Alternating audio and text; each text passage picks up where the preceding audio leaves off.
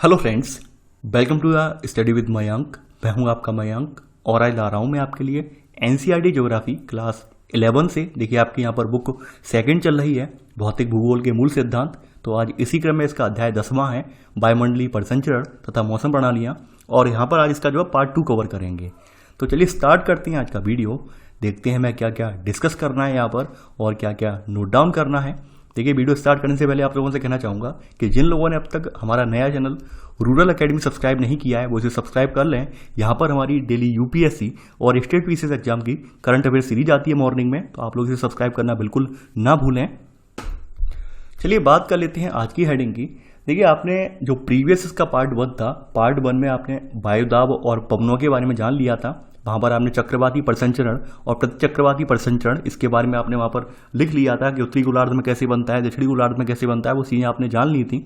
आज यहाँ पर है वायुमंडल का सामान्य परिसंचरण, इसके बारे में जानेंगे। ये होता क्या है वायुमंडल का सामान्य परिसंचरण जो है, ये होता क्या है ये हम देखेंगे। देखिए अगर बात करें वायुमंडलीय पवनों की, तो वायुमंडलीय पवनों के जो प्रवाह का प्रारूप होता है, यानी वायुमंडलीय पवनें जिस दिशा में जिस प्रवाह से बह रही होती हैं, तो उस प्रवाह के प्रारूप को वायुमंडलीय सामान्य परिसंचरण भी कहा जाता है। ठीक है, यानी वायुमंडलीय पवनों के प्रवाह प्रारूप को वायुमंडलीय सामान्य परिसंचरण भी कहा जाता है। ये जो है, यह जो आपका परिसंचरण है, यानी यह वायुमंडलीय परिसंचरण जो है, ये महासागरीय जल को भी गतिमान करता है, क्योंकि जब कोई वायु प्रवाहित होती है तो अपने साथ साथ महासागरीय नमी को भी लेकर चलती है। तो कहीं ना कहीं ये महासागरीय जल को भी गतिमान करता है, जो पृथ्वी की जलवायु को प्रभावित करती है। यानी कि महासागरीय जलवायु से आने वाली नमी क्या है, वो हमारी पृथ्वी की जलवायु को प्रभावित करती है। यानी हमारी महासागरीय नमी की वजह से पृथ्वी पर विभिन्न स्थानों पर वर्षा होती है, ये बात आप जानते हैं। तो आपने ये नोट डाउन कर लिया है। आगे बढ़ते हैं। देखिए आगे बढ़ने से पूर्व यहाँ पर मैं आपको कुछ तथ्य और हैं जिन्हें मैं यहाँ पे ऐड करवाना चाहूँगा, क्योंकि यहाँ पर इस टॉपिक में चीज़ें तो बताई गई हैं, लेकिन वो चीज़ें जो कंप्लीट नहीं हैं। उसके लिए मैंने स्टैंडर्ड बुक का सहारा लिया है, यानी स्टैंडर्ड बुक के सहारे से कुछ तथ्य और निकाले हैं, जिसकी वजह से ये चीज़ें पूरी तरह से आपको समझ में आ जाएं। क्योंकि अगर हम इस बुक की यानी एनसीईआरटी बुक की केवल भाषा आपको समझा देंगे तो यकीन मानिए आपको समझ में नहीं आएगी। यहाँ पे कुछ चीज़ें स्किप कर दी हैं, तो उसके लिए मुझे जो है स्टैंडर्ड बुक का भी सहारा लेना पड़ रहा है, तो वो भी मैं बता दूंगा। अब देखिए यहाँ पर ये आपने जान लिया ये वायुमंडलीय परिसंचरण तंत्र के बारे में। अब देखिए इसे वायुमंडलीय परिसंचरण तंत्र है, इसे त्रिकोशिकीय जो है देशांतरी तंत्र भी कहा जाता है। त्रिकोशिकीय, ठीक है, ये लिख लेना आप। इसे सामान्यतः लिख लेना आप, इसे सामान्यतः त्रिकोशिकीय देशांतरीय, यानी देशांतरी का मतलब आप समझ गए होंगे, देशांतरीय, ठीक है, परिसंचरण तंत्र भी कहा जाता है। ये आप लिख लेना, यानी इसके नाम से भी इसे जाना जाता है, वायुमंडलीय परिसंचरण तंत्र को। ठीक है, अब देखिए इसमें होता क्या है, एक्चुअल में होता क्या है वो हम बता देते हैं।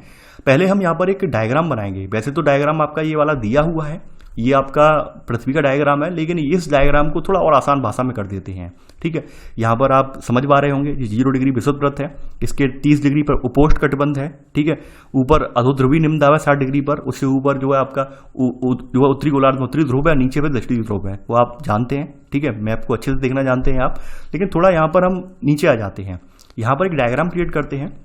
देखिए मान लेते हैं एक क्षेत्र आपका, ये क्षेत्र जो है, यानी हम एक बॉक्स बना ले रहे हैं, ये आपका विषुवत क्षेत्र है। ठीक है, ये क्या क्षेत्र है, विषुवत क्षेत्र है। और देखिए हम यहाँ पर वैसे तो जो आपका पृथ्वी की आकृति बनाते हैं तो वहाँ पर इस तरह से दिखाते हैं, यानी ये इसके ऊपर है, ये इसके ऊपर है, ये हम ऐसे करके अक्षांश दिखाते हैं। लेकिन हम यहाँ पे अक्षांशों की स्थिति तो भी परिवर्तित कर रहे हैं, हम अक्षांश ऐसे करके ले रहे हैं यहाँ पर, ऐसे करके, क्योंकि हमें यहाँ पे हवा का परिसंचरण तंत्र दिखाना है। तो अक्षांश हम इस तरह से दिखा दे रहे हैं कि मान लेते हैं ये वाला अक्षांश जो है ये 30 डिग्री उत्तरी अक्षांश है, नॉर्थ वाला है, और ये 30 डिग्री दक्षिणी वाला है। ठीक है, ये हमने इस तरह से दिखा दिया। अब देखिए आप लोग सभी लोग जानते हैं कि जो ये आपका उष्णकटिबंध वाला एरिया है विषुवत व्रत पर, ये उष्णकटिबंध वाला एरिया है, गर्म वाला एरिया है।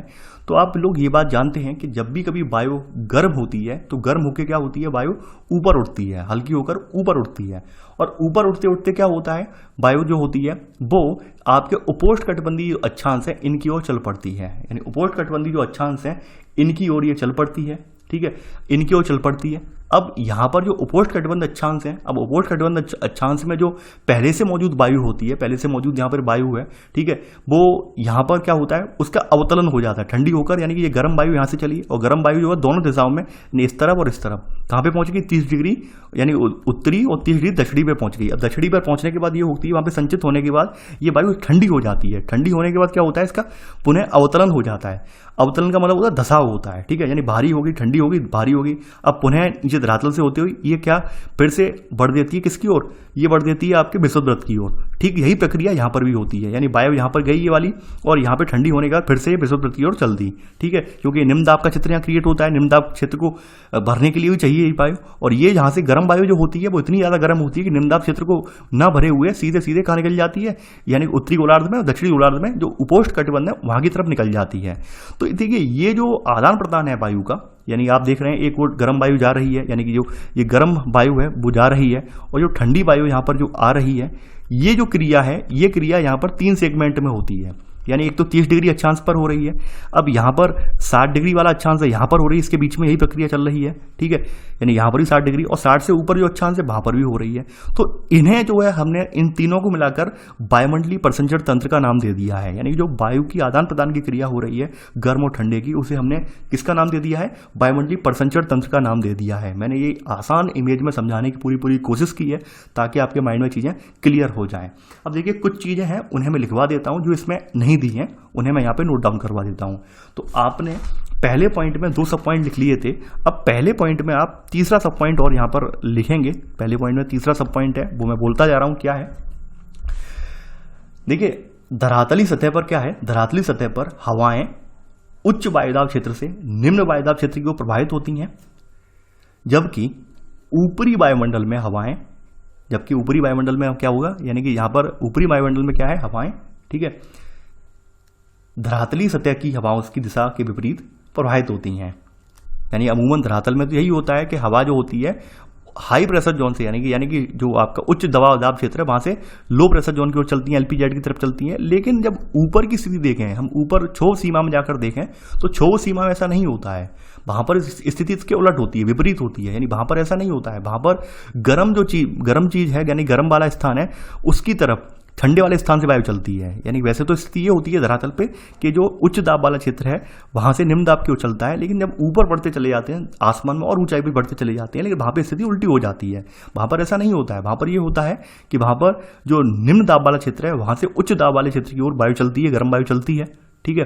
तो वही बताया गया कि धरातलीय सतह पर हवाएं उच्च वायुदाब क्षेत्र से निम्न वायुदाब क्षेत्र की ओर प्रवाहित होती हैं, जबकि ऊपरी वायुमंडल में हवाएं धरातलीय सतह की हवाओं की दिशा के विपरीत प्रवाहित होती हैं, जिसके चलते कोशिका परिसंचरण तंत्र का निर्माण होता है। जिसके चलते ये आप देख रहे हैं कोशिका परिसंचरण तंत्र जो है इस तरह का बन जाता है, तो जिसके चलते कोशिका परिसंचरण तंत्र का निर्माण होता है, ठीक है। अब यहां पर इसी में सब पॉइंट करके अब आप लिखेंगे, यहां पर इसी में ही अगला सब पॉइंट है, चौथा सब पॉइंट है, अतः इससे प्रत्येक देशांतर पर, यानी इससे क्या होता है कि हमारे प्रत्येक देशांतर पर, क्योंकि देशांतर पे बह रही है ये हवा जो होती है अक्षांश पर ना बहकर देशांतर पर बह रही होती है। अब देखिए यहाँ पर इस इमेज से समझ लेते हैं, ये हवा जो है इस तरह से चल रही है, ये देख पा रहे हैं, इस तरह से चल रही है, एक इधर से आ रही है, यानी कि ये जो हवा है देशांतरी स्तर पर चल रही है। यानी अक्षांश तो आपके ये वाले होते हैं, देशांतर ये वाले होते हैं, तो ये हवा देशांतर के अनुरूप चलती है। तो यहाँ पर लिख लेना है इसमें ही कि अतः इससे प्रत्येक देशांतर पर 3 कोशिकाओं का निर्माण होता है। इससे क्या होता है, हमारी 3 कोशिकाएं बन जाती हैं। प्रत्येक देशांतर पर हमारे यहाँ 3 कोशिकाओं का निर्माण होता है। 3 कोशिकाएं कौन कौन सी हैं वो हम देखेंगे। सबसे पहली जो आपकी सब हेडिंग पड़ेगी, पहली सब हेडिंग है, ये है हेडली कोशिका, हेडली, ठीक है, हेडली कोष्ठ या हेडली कोशिका, या फिर इसे जो है उष्णकटिबंधीय कोशिका के नाम से भी जाना जाता है। इसे जो है उष्णकटिबंधीय कोशिका के नाम से भी जाना जाता है, ठीक है, लिख लेना इसी में ऑब्लिक लगा के, या फिर उष्णकटिबंधीय कोशिका, ठीक है, ये आप लिख लेना है। यानी हेडली कोशिका या उष्णकटिबंधीय कोशिका आपने हेडिंग डाल दी है। ये जो कोशिका होती है आपकी दोनों ध्रुवों में, यानी जो आपके उत्तरी गोलार्ध और दक्षिणी गोलार्ध दोनों गोलार्धों में कहां से कहां तक होती है, ये 0 से लेकर 30 डिग्री तक होती है, 30 डिग्री अक्षांश तक होती है ये, ठीक है, ये वाली कोशिका 0 से लेकर 30 डिग्री अक्षांश तक होती है कोशिका ये वाली, ठीक है। अब ये क्या होता है ये देखेंगे। अब देखिए सबसे पहले जान लेते हैं हेडली कोशिका जो है, हमने नाम लिया है, तो हेडली कोशिका का निर्माण या फिर इसकी अवधारणा किसने प्रस्तुत की। इस कोशिका का निर्धारण सबसे पहले एक व्यक्ति थे, एक साइंटिस्ट थे जिनका नाम था जी हेडली। जी हेडली। तो जी हेडली द्वारा सन 1735 में किया गया, यानी 1735 में इसका जो है निर्धारण किया गया, यानी कि इस कोशिका का निर्धारण सर्वप्रथम जी हेडली द्वारा सन 1735 में तापजन्य क्षेत्रों में किया गया, यानी कि जहां पर जो गर्म क्षेत्र थे, उष्णकटिबंधीय क्षेत्र थे, उन क्षेत्रों में किया गया। ठीक है, ये पहला पॉइंट आप लिख लेना। दूसरी बात ये है, यहां पर अब आगे बढ़ते हैं। अब यहां पर थोड़ा पॉइंट्स हैं, वो पॉइंट हम यहां से लिखवा देते हैं। अब देखिए नीचे समझ तो चुके हैं आप डायग्राम से, अब यहां पर समझ लेते हैं। देखिए क्या होता है कि भूमध्य रेखा पर जो उच्च सूर्यातप है, यानी भूमध्य रेखा पर जो उच्च सूर्यातप और निम्न वायुदाब होने से क्या होता है, ITCZ जो है आपका, यानी कि अंतः उष्णकटिबंधीय अवसरण क्षेत्र जो है, इस पर वायु जो है संवहन, यानी वायु जो होती है गर्म होने के बाद संवहित होती है। ठीक है, तो संवहन धाराओं के रूप में ये ऊपर उठती है। ठीक है, यानी कि संवहन धाराओं के रूप में गर्म होकर ऊपर उठती है ये। या सेकंड पॉइंट लिख लेना कि भूमध्य रेखा पर उच्च सूर्यातप और निम्न वायुदाब होने से ITCZ पर वायु संवहन धाराओं ब्रैकेट में गर्म के रूप में ऊपर उठती है।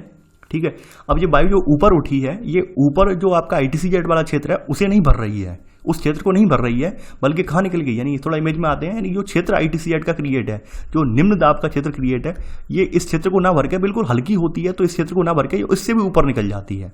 अब इससे ऊपर निकल गई तो ये मुड़ जाती है 30 डिग्री उपोष्ण कटिबंधीय अक्षांश है उनकी ओर मुड़ जाती है। ठीक है, उनकी ओर मुड़ जाती है, तो वही बात यहाँ पे बताई गई है। ठीक है, तो आपने सेकंड पॉइंट नोट कर लिया। अब सेकंड का सब पॉइंट ये इसमें लिख लेना है। यहाँ पर सेकंड का पहला सब पॉइंट में यह क्षोभ मंडल के ऊपर 14 किलोमीटर की ऊंचाई तक ऊपर चढ़ती है और फिर ध्रुवों की तरफ प्रवाहित होती है, यानी कि 14 किलोमीटर तक की ऊंचाई तक ऊपर चढ़ी और फिर क्या होता है, ध्रुवों की तरफ। ध्रुवों का मतलब यहाँ पर ध्रुवों का मतलब इसलिए लिया गया है, यहाँ पे इन्होंने अक्षांश ना लिख के इनका मतलब ये है कि जो आपके दोनों ध्रुव हैं, ठीक है, यानी इनका मानना ये है कि यहाँ से हवा जो चलेगी वो आपकी ऊपर की तरफ चलने लगी ऐसे करके। ठीक है, ध्रुवों की ओर, ध्रुवों से मतलब उच्च अक्षांशों की ओर चल पड़ी, 0 डिग्री अक्षांश उष्णकटिबंध अक्षांश से ऊपर के अक्षांशों की ओर चलने पड़ी। ठीक है, यहाँ पर इसका मतलब ये है, तो आपने लिख लिया होगा। ठीक है, सेकंड का पहला सब पॉइंट। अब क्या होता है यहाँ पर, इसी में सब पॉइंट परिणाम स्वरूप, सेकंड सब पॉइंट परिणाम स्वरूप क्या होता है, परिणाम स्वरूप वायु 30 डिग्री उत्तरी, परिणाम स्वरूप वायु 30 डिग्री उत्तर या 30 डिग्री उत्तरी व 30 डिग्री दक्षिणी अक्षांशों पर एकत्रित होकर ठंडी हो जाती है।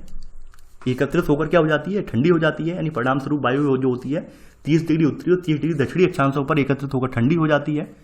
ठीक है, और यहाँ पे क्या बन जाता है, यानी कोई चीज़ जब ठंडी होकर भारी होकर संघनित हो जाती है, ठीक है, तो वो उसका अवतलन हो जाता है, धसाव हो जाता है। यानी ऑब्वियस सी बात है, कोई चीज़ जब भारी होगी तो आसमान में वो चीज़ नीचे की तरफ आ जाएगी, गुरुत्वाकर्षण बल की वजह से भी और अपने भारीपन की वजह से भी। तो यहाँ पर वही होता है, वो वहाँ पर अवतलन होकर वहाँ पर एक उच्च दाब का क्षेत्र क्रिएट हो जाता है। यानी जो वायु है धसाव हुआ है, उसे भी चाहिए कि भाई बहुत ज़्यादा वायु वहाँ पे भर गई है, अब वो वायु इधर उधर चलेगी, तो वही स्थिति यहाँ पर क्रिएट हो जाती है कि परिणाम स्वरूप वायु 30 डिग्री उत्तरी और 30 डिग्री दक्षिणी अक्षांशों पर एकत्रित होकर ठंडी हो जाती है और उपोष्ण उच्च दाब क्षेत्र बनाती है। यानी कैसा क्षेत्र बनाती है, यहाँ पर यह उपोष्ण उच्च दाब क्षेत्र क्रिएट करती है। ठीक है, ये लिख लिया होगा आपने।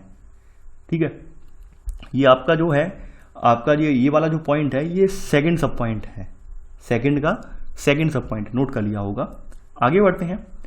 अब यहाँ पर ये जो हवा है, यानी जो अभी हवा हम यहाँ पर निकल गई, यानी जो हवा हमें निम्न दाब क्षेत्र यहाँ पर क्रिएट था आपका, मैं फिर से बता दे रहा हूँ, यानी ये जो ITCZ क्रिएट था, इस क्षेत्र को भरने के लिए जो उष्णकटिबंध से हवा उठी थी, अब वो हवा इतनी ज़्यादा गर्म थी, उसने इस क्षेत्र को तो भरा नहीं, यानी इस क्षेत्र को तो भरा नहीं, वो ऊपर निकल गई। ऊपर निकल के क्या, यानी 30 डिग्री यानी ध्रुवों की ओर बढ़ गई, और ध्रुवों की ओर बढ़ने में यहाँ पर 30 डिग्री जो उपोष्णकटिबंधीय अक्षांश है उत्तरी गोलार्ध में दक्षिणी गोलार्ध में यहाँ पे इकट्ठी हो गई, और इकट्ठी होकर ठंडी होकर यहाँ पर भारी हो गई, भारी होकर उसका अवतलन हो गया, यानी भारी हो गई नीचे की तरफ आ गई है। ठीक है, अवतलन हो गया। तो यहाँ पर ये बताया गया है इसमें कि अब जो हवा है ये भारी हो गई है, तो हवा ये भारी होने के बाद आप जानते हैं यहाँ पर उच्च दाब क्षेत्र क्रिएट हो गया, तो उच्च दाब क्षेत्र से अब नीचे की तरफ जब हवा आएगी तो वो फिर निम्न दाब क्षेत्र को चल पड़ेगी, यानी ये हमारे ITCZ वाले इलाके को भरने के लिए चल पड़ेगी, यानी इस क्षेत्र को जो खाली वाला क्षेत्र है इसे भरने के लिए यहाँ से और यहाँ से इसका धसाव होकर ये इस क्षेत्र की ओर ये चल पड़ेगी। तो यहाँ पर इसी में बताया गया है। अब इसी में अगला पॉइंट आप लिखेंगे, यानी अभी आपने सेकंड के 2 सब पॉइंट लिख लिए हैं, अब सेकंड का थर्ड सब पॉइंट लिखेंगे यहाँ पर, सेकंड का थर्ड सब पॉइंट। ठीक है, ये आप लिखेंगे कि भूमध्य रेखा की उड़ती हवाओं का स्थान लेने के लिए, भूमध्य रेखा की उड़ती हवाओं का स्थान लेने के लिए उपोष्ण कटिबंधीय भूमध्य रेखा की उठती हवाओं का स्थान लेने के लिए उपोष्णकटिबंधीय उच्च दाब क्षेत्रों से धरातल के निकट वायु का अपसरण होता है। ध्यान रखना क्या होता है, धरातल के निकट वायु का अपसरण होता है, अभिसरण नहीं हो रहा है बल्कि अपसरण हो रहा है। ठीक है, क्योंकि उच्च दाब से हवा आ रही है इसलिए इसका अपसरण बोला जाएगा, और निम्न दाब में अगर यानी कि गर्म हवा होती, ठीक है, और निम्न दाब क्षेत्र को भर रही होती, ठीक है, तो उसे अभिसरण बोलते हैं, लेकिन ये उच्च दाब क्षेत्र से निकल के आ रही है, ठीक है, तो इसे अपसरण बोलेंगे। ठीक है, तो यहां पर क्या होता है, धरातल के निकट, यहां लिख लेना आप, निकट वायु का अपसरण होता है और यह विषुवत व्रत की ओर, ठीक है, पूर्वी पवनों के रूप में ये बहती है। ठीक है, यानी कि भूमध्य रेखा की उठती हवाओं का स्थान लेने के लिए उपोष्णकटिबंधीय उच्च दाब क्षेत्रों से धरातल के निकट वायु का अपसरण होता है और यह विषुवत व्रत की ओर पूर्वी पवनों के रूप में बहती है। अब देखिए, ये पूर्वी पवनें जो है आपकी, ये व्यापारिक पवनें कही जाती हैं, यानी इन पूर्वी पवनों को क्या कहते हैं हम, व्यापारिक पवनें भी कहते हैं। ठीक है, यानी आप लिख लेना, इन पूर्वी पवनों को व्यापारिक पवनें, ठीक है, भी कहते हैं। वैसे व्यापारिक पवनों के बारे में मैं पढ़ा चुका हूँ ऑलरेडी, आपको जलवायु वाले चैप्टर में मैंने डिफाइन भी किया था, व्यापारिक पवनें लिखवाई भी थी, यहाँ पर मैं दोबारा लिखवाने वाला नहीं हूँ। तो इन जो पूर्वी पवनें आ रही हैं 30 डिग्री अक्षांश से, तो इन पवनों को हम क्या कहेंगे, व्यापारिक पवनें कहते हैं। ठीक है, और ये विषुवत व्रत के दोनों तरफ से जो आने वाली पवनें हैं, यानी दोनों तरफ से आने वाली पवनों का मतलब कि यहाँ से 30 डिग्री उत्तरी गोलार्ध, 30 डिग्री दक्षिणी, ठीक है, इससे आने वाली जो पवनें हैं ये कहाँ पे मिलती हैं, ITCZ पे मिलती हैं, यानी ये दोनों पवनें जो मिलती हैं वो यहाँ पर मिलती हैं आकर, यहाँ वाली भी और यहाँ वाली भी यहाँ पर आके मिलेंगी, ITCZ पर आके मिलती हैं। तो यहाँ पर आप वही बताया गया है अगला पॉइंट, यानी कि अब आपने ये आपका सेकंड का चौथा सब पॉइंट पड़ेगा, सेकंड का चौथा सब पॉइंट है, तो चौथा सब पॉइंट आप नोट करेंगे, यहाँ पे लिखेंगे कि विषुवत व्रत के दोनों तरफ से प्रभावित होने वाली पूर्वी पवनें ITCZ पर मिलती हैं। ब्रैकेट में यानी ITCZ शॉर्ट में लिख लिया आपने, ITCZ आप जानती हैं ITCZ होता क्या है, तो ये इस पर आके मिल जाती हैं। ठीक है, तो ऐसे करके अब आप देख रहे हैं पूरा परसंचरण बन गया, यानी कि एक गर्म हवा यहाँ पहुँच रही है, उपोष्णकटिबंध पे ठंडी हो रही है, उसका अवतलन हो रहा है, अवतलन होने के बाद ये सब हवा जो अपसरित होकर निम्न क्षेत्र को भरने के लिए चल पड़ती है, तो पूरा कोशिका टाइप बन गई है। ठीक है, कोशिका टाइप, पूरा कोशिका का निर्माण हो गया। वास्तव में जो भूमध्य रेखा से 30 डिग्री उत्तरी और 30 डिग्री दक्षिणी अक्षांश के मध्य जो बनने वाली जो कोशिका है, इसको हेडली कोशिका कहा जाता है। इसको क्या कहा जाता है, हेडली कोशिका कहा जाता है, यानी हेडली कोष्ठ या कोशिका के नाम से जाना जाता है। तो यहाँ पर अब आप लिख लेना अगला पॉइंट करके, यानी अभी तो आपने सेकंड पॉइंट लिखा, अब आप इसी में थर्ड पॉइंट अब आप लिखेंगे, थर्ड पॉइंट। ठीक है, कि पृथ्वी की सतह से ऊपर की दिशा में होने वाले परिसंचरण और इसके विपरीत दिशा में होने वाले परिसंचरण को हम क्या कहते हैं, कोष्ठ कहते हैं। यानी कि पृथ्वी की सतह से ऊपर की दिशा में होने वाला परिसंचरण है और इसके विपरीत दिशा में, विपरीत का मतलब आप समझ रहे हैं, यानी एक तरफ से परिसंचरण यहाँ से हो रहा है पृथ्वी के ऊपर, ठीक है, और फिर विपरीत दिशा में यहाँ से नीचे से भी आ रहा है परिसंचरण, तो ये परिसंचरण होने पर पूरा कोशिका या कोष्ठ बन जाता है। ठीक है, तो इसे हम परिसंचरण को कोष्ठ कहते हैं, कोष्ठ या कोशिका। ठीक है, सेल माने कोष्ठ होता है, कोशिका भी कहते हैं इसे। ठीक है, इसी में सब पॉइंट। उष्णकटिबंधीय क्षेत्र में ऐसे कोष्ठ को हम क्या कहते हैं, हेडले कोष्ठ या हेडले कोशिका कहते हैं। उष्णकटिबंधीय क्षेत्र में ऐसे कोष्ठ को हेडले कोष्ठ कहा जाता है। ठीक है, तो ये तो थी आपकी हेडली कोशिका।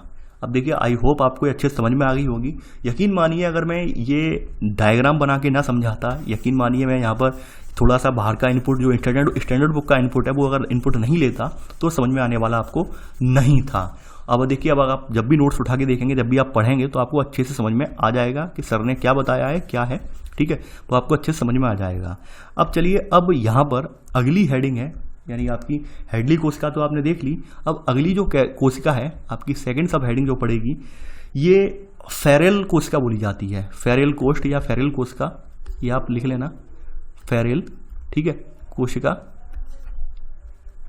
या आप यहाँ पे हेडिंग डाल लेना, फेरेल कोशिका, या फिर इसे ध्रुवीय वाताग्र कोशिका भी कहा जाता है। इसे जो है किस नाम से, जो ध्रुवीय वाताग्र कोशिका भी कहा जाता है।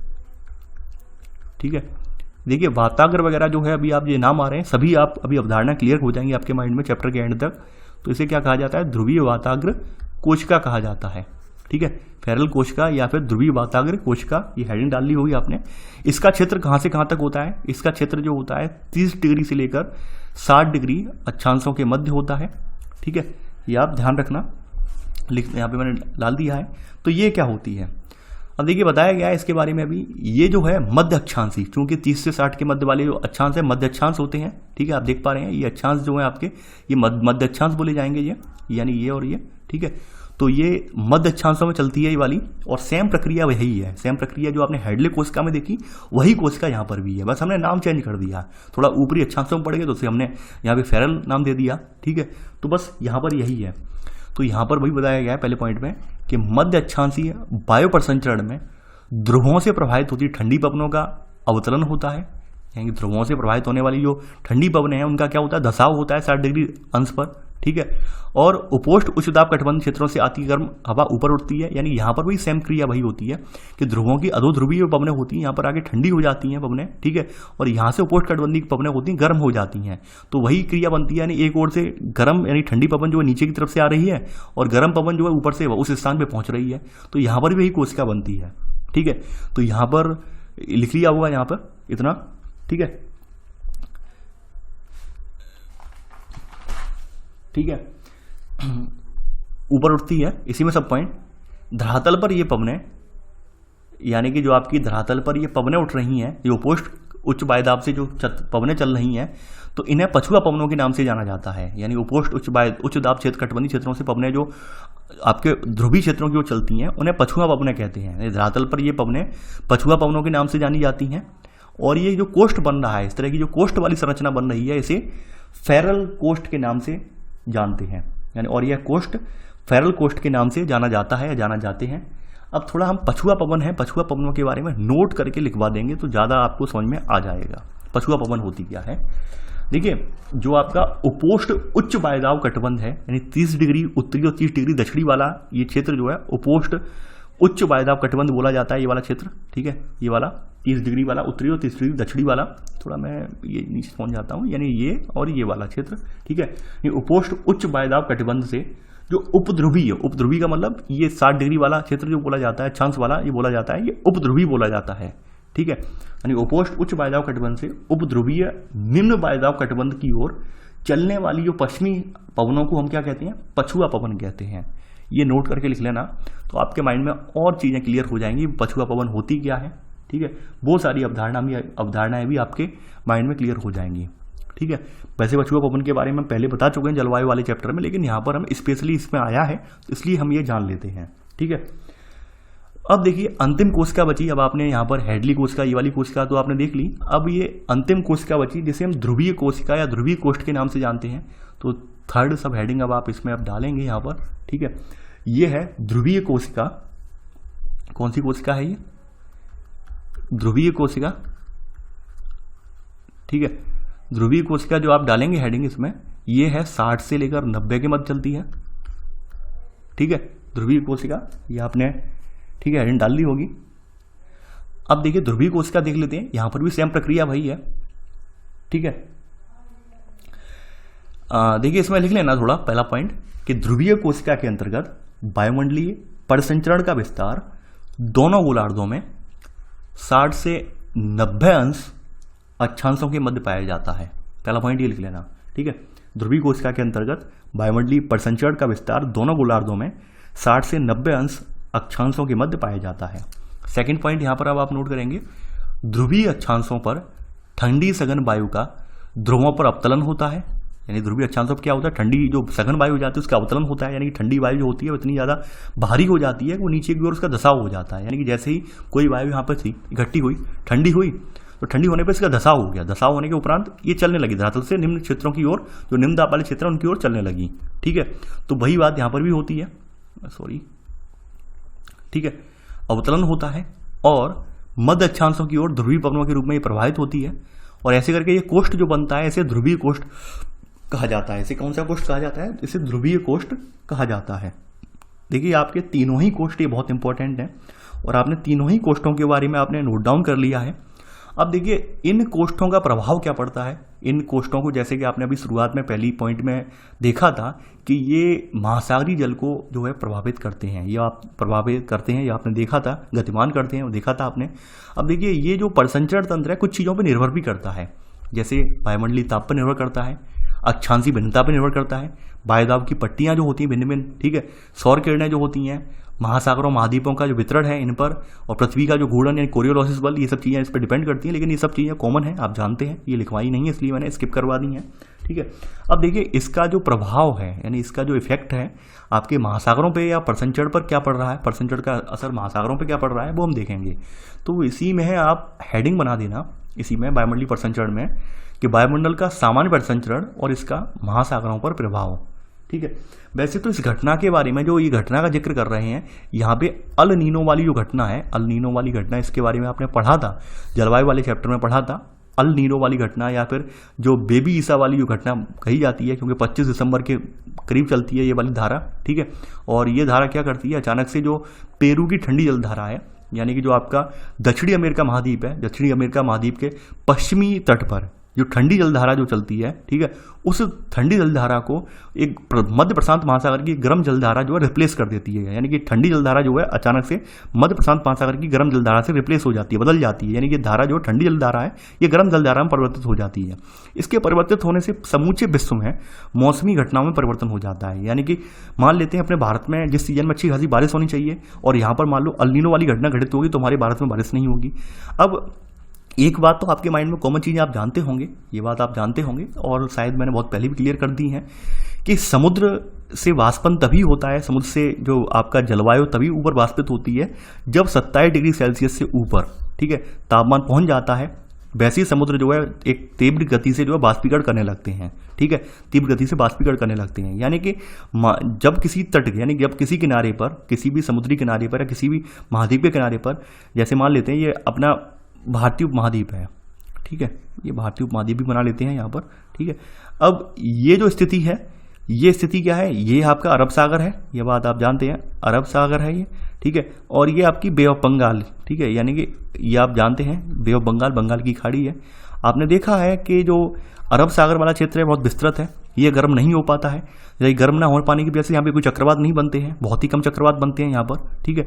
जबकि बे ऑफ बंगाल वाला क्षेत्र जो है सितंबर तक गर्म हो जाता है धीरे धीरे करके, तो यहाँ पे चक्रवात वगैरह बनने लगते हैं, तूफान वगैरह बनने लगते हैं। तो हमेशा यही बात यहाँ पे होती है कि जब भी कहीं ठंडी जलधारा होती है, यानी जिस महाद्वीप के जिस किनारे पर ठंडी जलधारा बह रही होती है, तो वहाँ पे वाष्पन नहीं हो पाता है ठंडी जलधारा की वजह से। और जब वाष्पन नहीं होगा तो वहाँ पे बादल वगैरह नहीं बन पाएंगे, बादल नहीं बनेंगे तो वहाँ पर जो पश्चिमी वाला छोर है वो ठंडा रह जाएगा, सूखा रह जाएगा, ठीक है। तो वही चीज़ वहाँ पर है, यानी दक्षिणी गोलार्ध में जो दक्षिणी अमेरिका वाला क्षेत्र है, दक्षिणी अमेरिका का पश्चिमी वाला रीजन है, वो पूरी तरह से डेजर्ट वाला रीजन है, ठीक है, पूरा सूखाग्रस्त इलाका है। लेकिन जैसी अल नीनो वाली घटना होती है, अब अल नीनो वाली घटना में तो ये हुआ कि भाई ये जो तट था वो गर्म हो गया, गर्म होने से यहाँ पे वाष्पन होने लगा, तो वाष्पन जब हुआ बादल बने, बादल बनने से यहाँ पे अच्छी खासी वर्षा होती है। यानी अल नीनो की जैसी घटना होती है तो इस क्षेत्र में अच्छी खासी वर्षा प्राप्त होती है, वैसे इस क्षेत्र में वर्षा नहीं होती है, ठीक है। तो अल नीनो का इफेक्ट हम पहले भी पढ़ चुके हैं और यहाँ पर भी पढ़ेंगे। यहाँ पर बस ये है कि यहाँ पर हम पढ़ रहे हैं वायुमंडलीय परसंचरण के संदर्भ में, ठीक है। तो यहाँ पर अब कुछ पॉइंट हैं अल नीनो में, वो हम नोट करते जाएंगे, ठीक है। पहला पॉइंट यहाँ पर ये है कि वायुमंडल के सामान्य परसंचरण के संदर्भ में, वायुमंडल के सामान्य परसंचरण के संदर्भ में, थोड़ा शॉर्ट करके लिखवाऊंगा मैं यहाँ पर। तो यहाँ पर आप ऐसे लिख लेना कि वायुमंडल के सामान्य परसंचरण द्वारा मध्य प्रशांत महासागर की गर्म जलधाराएं, ठीक है, गर्म जलधाराएं दक्षिणी अमेरिका के तट की ओर प्रवाहित होती हैं और पेरू की ठंडी धाराओं का स्थान ले लेती हैं। ये आपने नोट कर लिया होगा, ठीक है। इसी में सब पॉइंट, पेरू के तट पर इन गर्म धाराओं की उपस्थिति अल नीनो कहलाती है, ठीक है। अब देखिए यहां पर अल नीनो के साथ एक क्रिया और होती है। देखिए जब कोई चीज ठंडी से गर्म हो जाएगी, कोई महासागर जब पहले एकदम ठंडा था, कोल्ड था एकदम, और वो जब हॉट हो जाए, गर्म हो जाएगा, तो ऑब्वियस सी बात है वहां पर जो दाब तंत्र है, दाब तंत्र पे असर पड़ेगा, ठीक है। यानी जो वायुदाब है, वायुदाब में परिवर्तन आ जाएगा। कोई चीज़ ठंडी है, ठंडी से अचानक से गर्म हो जाए तो वायुदाब परिवर्तित होगा ही होगा। तो वही चीज़ होती है, जैसे अल नीनो की घटना वहाँ पे घटित हुई।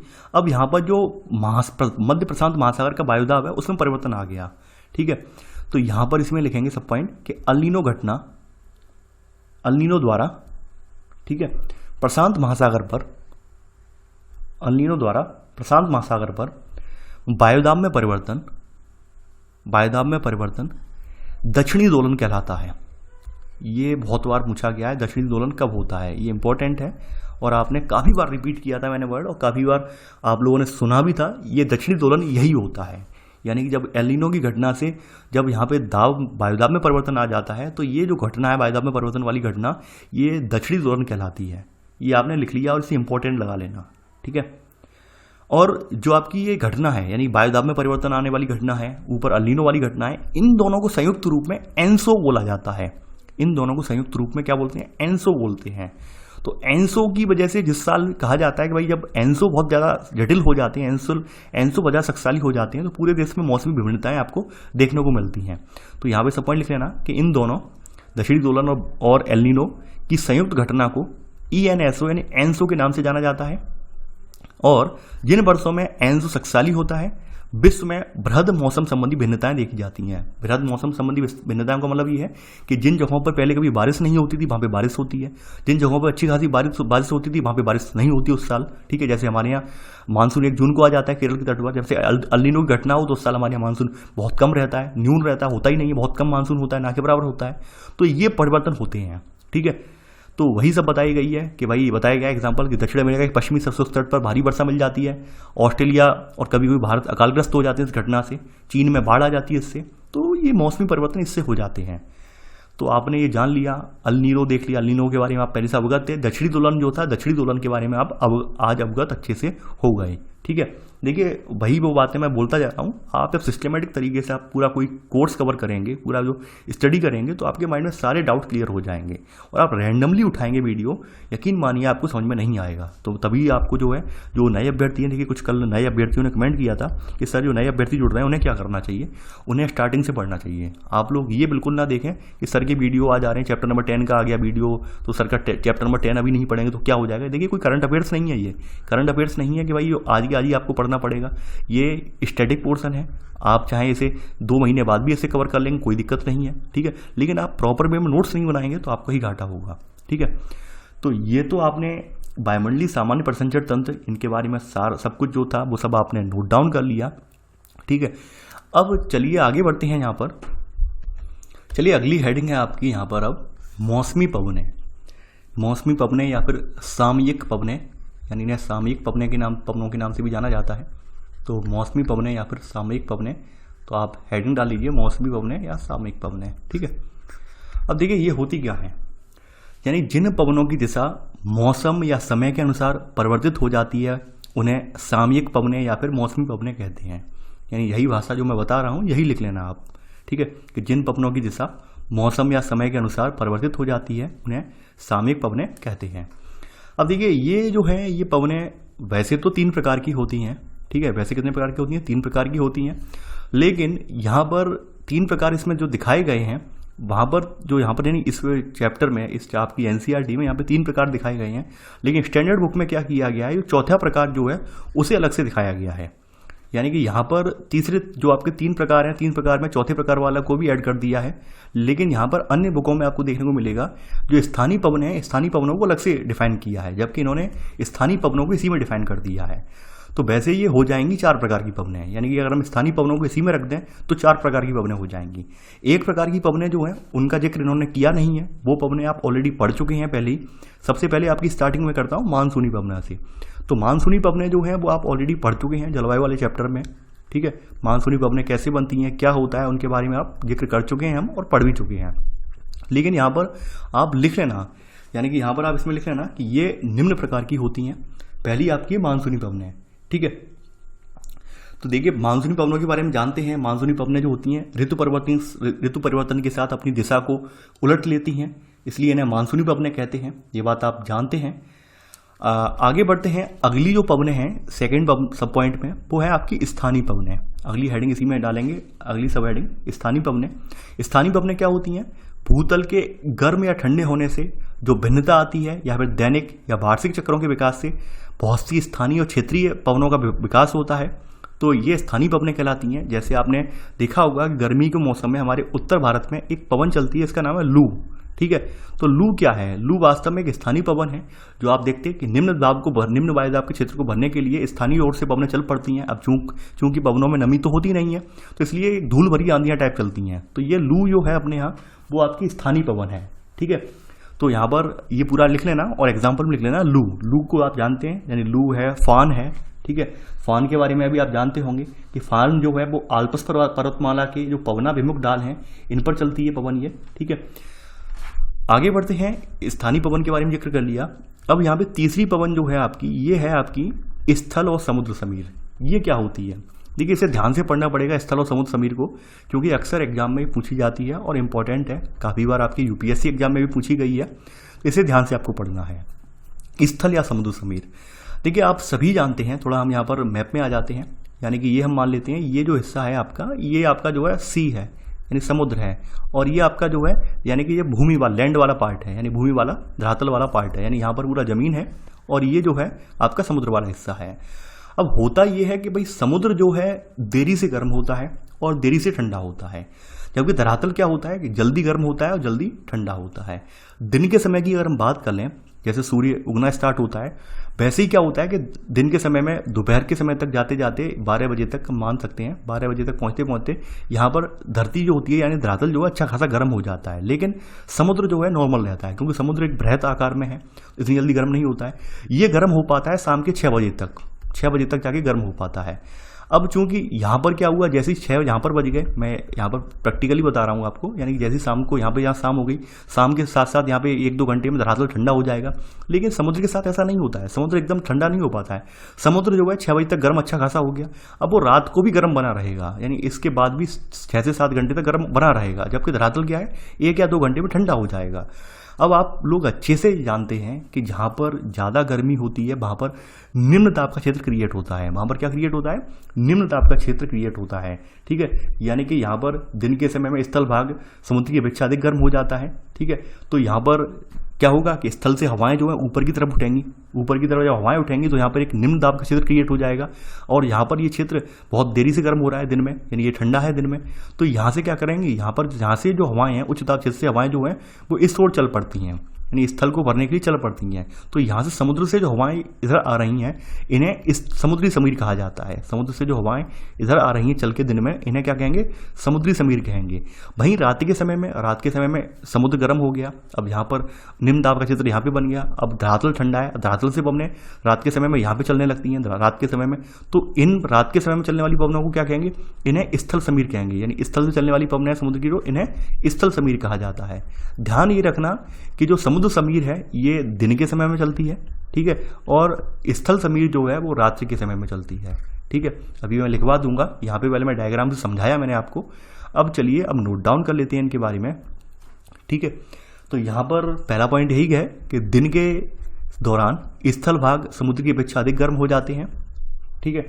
अतः स्थल पर हवाएं ऊपर उठती हैं और निम्न दाब क्षेत्र बनता है, जबकि समुद्र अपेक्षाकृत ठंडे रहते हैं और उन पर उच्च वायुदाब बना रहता है।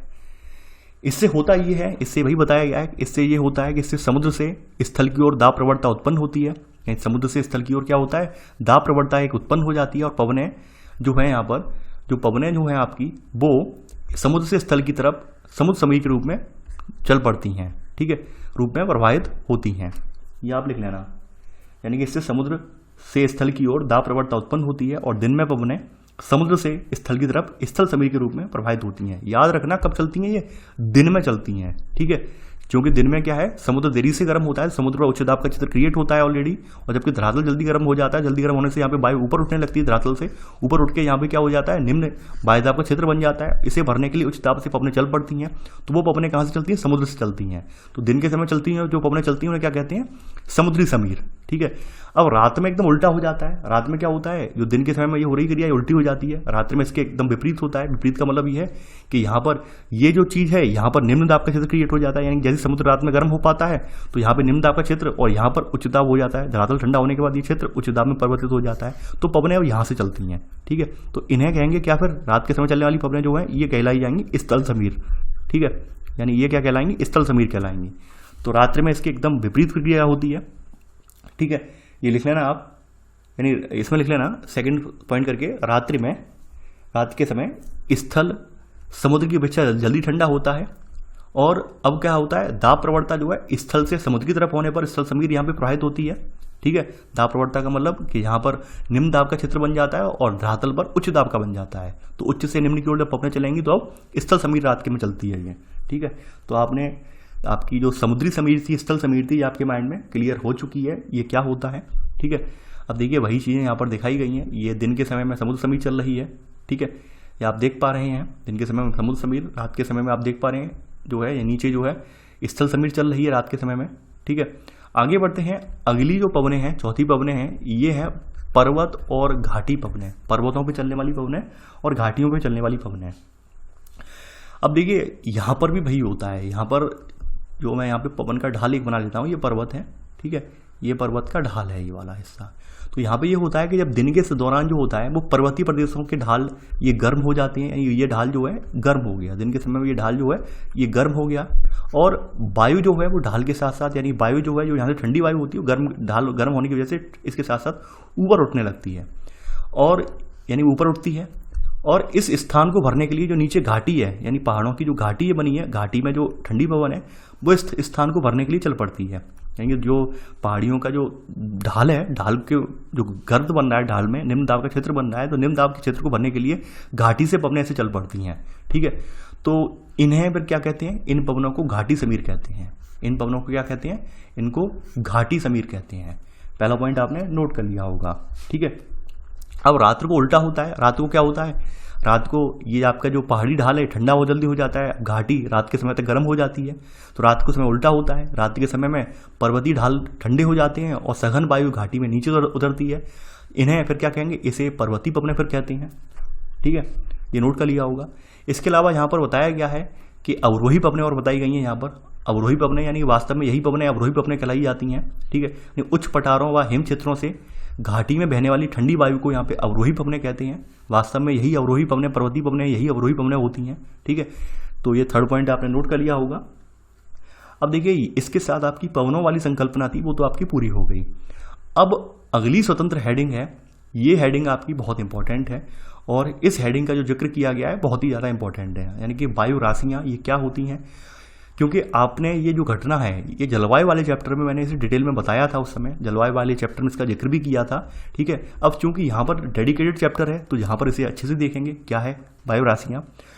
देखिए वायु राशि का मतलब ये है कि जब कोई समांगी क्षेत्र है, समांगी का मतलब ये है एक रूप क्षेत्र है, यानी होमोजीनियस कोई क्षेत्र है, एक सा या एक रूप सा क्षेत्र है, तो वहाँ पर लंबे समय में तक कोई वायु जब रहती है तो उस क्षेत्रीय स्तर की विशेषताएं जो होती हैं वो ही विशेषताएं वायु में भी आ जाती हैं। जैसे एग्जाम्पल ले लेते हैं, कोई एक महासागरीय क्षेत्र है, विस्तृत महासागरीय क्षेत्र है, तो महासागर पर ऊपर जो वायु है महासागर के ऊपर, तो महासागर की वायु में भी वही विशेषताएं आ जाएंगी जो महासागर की वायु में होनी चाहिए। महासागर की निकालता है विशेषताएं, यानी कि आर्द्र वायु होगी। ठीक है, ध्रुवों की बात करें, ध्रुवों पर पाई जाने वाली वायु लंबे समय तक जब वायु रहती है तो उसमें ध्रुवीय विशेषता आ जाती है, एकदम चिल्ड, यानी एकदम चिल्ड एकदम हो जाती है, हवा बिल्कुल ठंडी हो जाती है, हड्डी कपाने वाली हवा हो जाती है। तो ये विशेषताएं जो हो जाती है इन्हें वायु राशियां के नाम से जाना जाता है। ठीक है, तो यहाँ पर वही बात कही गई है, पहला पॉइंट, कि जब वायु किसी समांगी क्षेत्र यानी होमोजीनियस एक रूप क्षेत्र या समांगी क्षेत्र, ठीक है, पर पर्याप्त लंबे समय तक रहती है तो यह उस क्षेत्र के गुणों को धारण कर लेती है। ठीक है, इसी में सब पॉइंट, यह समांग क्षेत्र आपका विस्तृत महाद्वीपीय सतह हो सकती है या फिर विस्तृत मैदान हो सकता है। ठीक है, तापमान तथा आर्द्रता संबंधी विशिष्ट गुणों वाली ये वायु जो होती है इसे हम वायु राशि कहते हैं। तापमान और आर्द्रता लिए हुए जो विशिष्ट गुणों वाली यानी कि संबंधित क्षेत्र से बिलोंग करने वाली वायु होती है उसे हम वायु राशि कहते हैं। ठीक है, वायु राशि कहलाती है। अब यहाँ पर वायु राशि के उद्गम के 5 क्षेत्र हैं। ठीक है, यानी अगला पॉइंट आप लिख लेना, सेकंड पॉइंट, कि इनके प्रमुख 5 उद्गम क्षेत्र हैं। 5 उद्गम क्षेत्र कौन कौन से हैं उन्हें आप जान लेना, जहाँ पर आपकी ये पाई जाती है। पहला सब पॉइंट इसका जो है आपका उपोष्ण कटिबंधी महासागरों पर। ठीक है, इसके अलावा यहाँ पर उपोष्ण कटिबंधी उष्ण मरुस्थल पर, सेकंड सब पॉइंट। ठीक है, यानी उपोष्ण कटिबंधी जो महासागर है वहाँ पर पाया जाता है ये। इसके अलावा उपोष्ण कटिबंधी उष्ण मरुस्थल है, वहाँ पर ऐसे क्षेत्र पाए जाते हैं। ठीक है, वायु राशियाँ पाई जाती हैं। इसके अलावा उच्च अक्षांशीय ठंडे महासागर है, वहाँ पर पाए जाते हैं। उच्च अक्षांश का मतलब ये है कि 30 अंश से ऊपर 60 अंश के बीच, ठीक है, यहाँ पे पाए जाते हैं।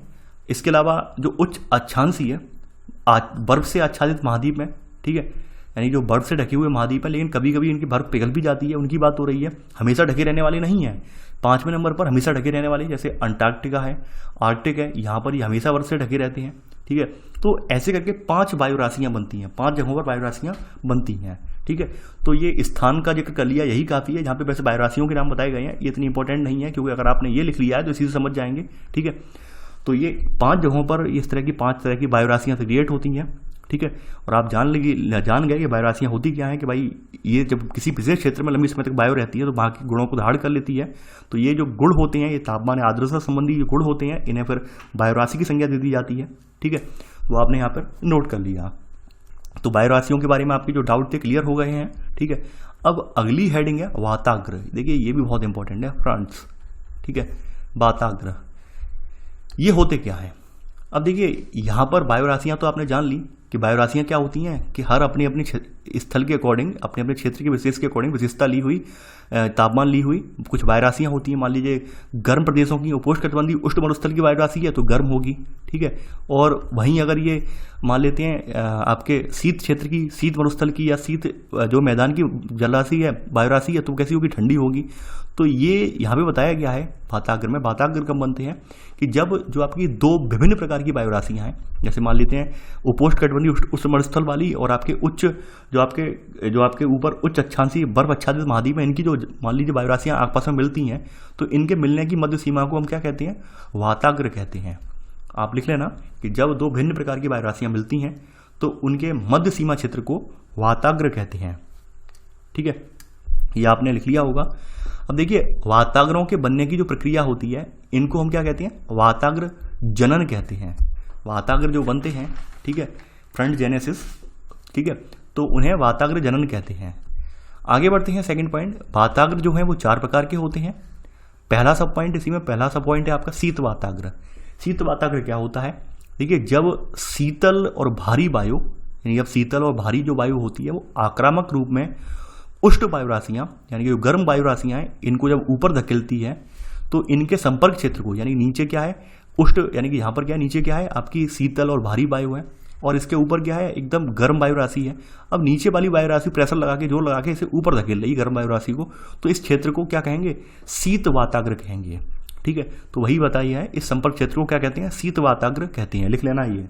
ठीक है, इसके बाद अब सेकंड सब हेडिंग इसी में है, उष्ण वाताग्र क्या होता है। उष्ण वाताग्र का मतलब ये है कि यदि गर्म वायु राशियाँ आक्रामक रूप में ठंडी वायु राशियों के ऊपर चढ़ती हैं, ओवरराइड करती हैं, तो ऐसे संपर्क क्षेत्र को फिर हम उष्ण वाताग्र कहते हैं। यानी कि जब गर्म वायु राशियाँ जो हैं वो आक्रामक रूप से ठंडी वायु राशियों को कवर कर लेती हैं, उन्हें घेर लेती हैं, तो वो क्षेत्र जो क्रिएट हो जाता है उसे हम उष्ण वाताग्र कहते हैं, ये लिख लिया होगा। अगला वाताग्र जो है अचर वाताग्र। अचर का मतलब जो है स्थैतिक, यानी कहीं मूवमेंट नहीं हो रही है। ठीक है, यानी कि स्थिर है।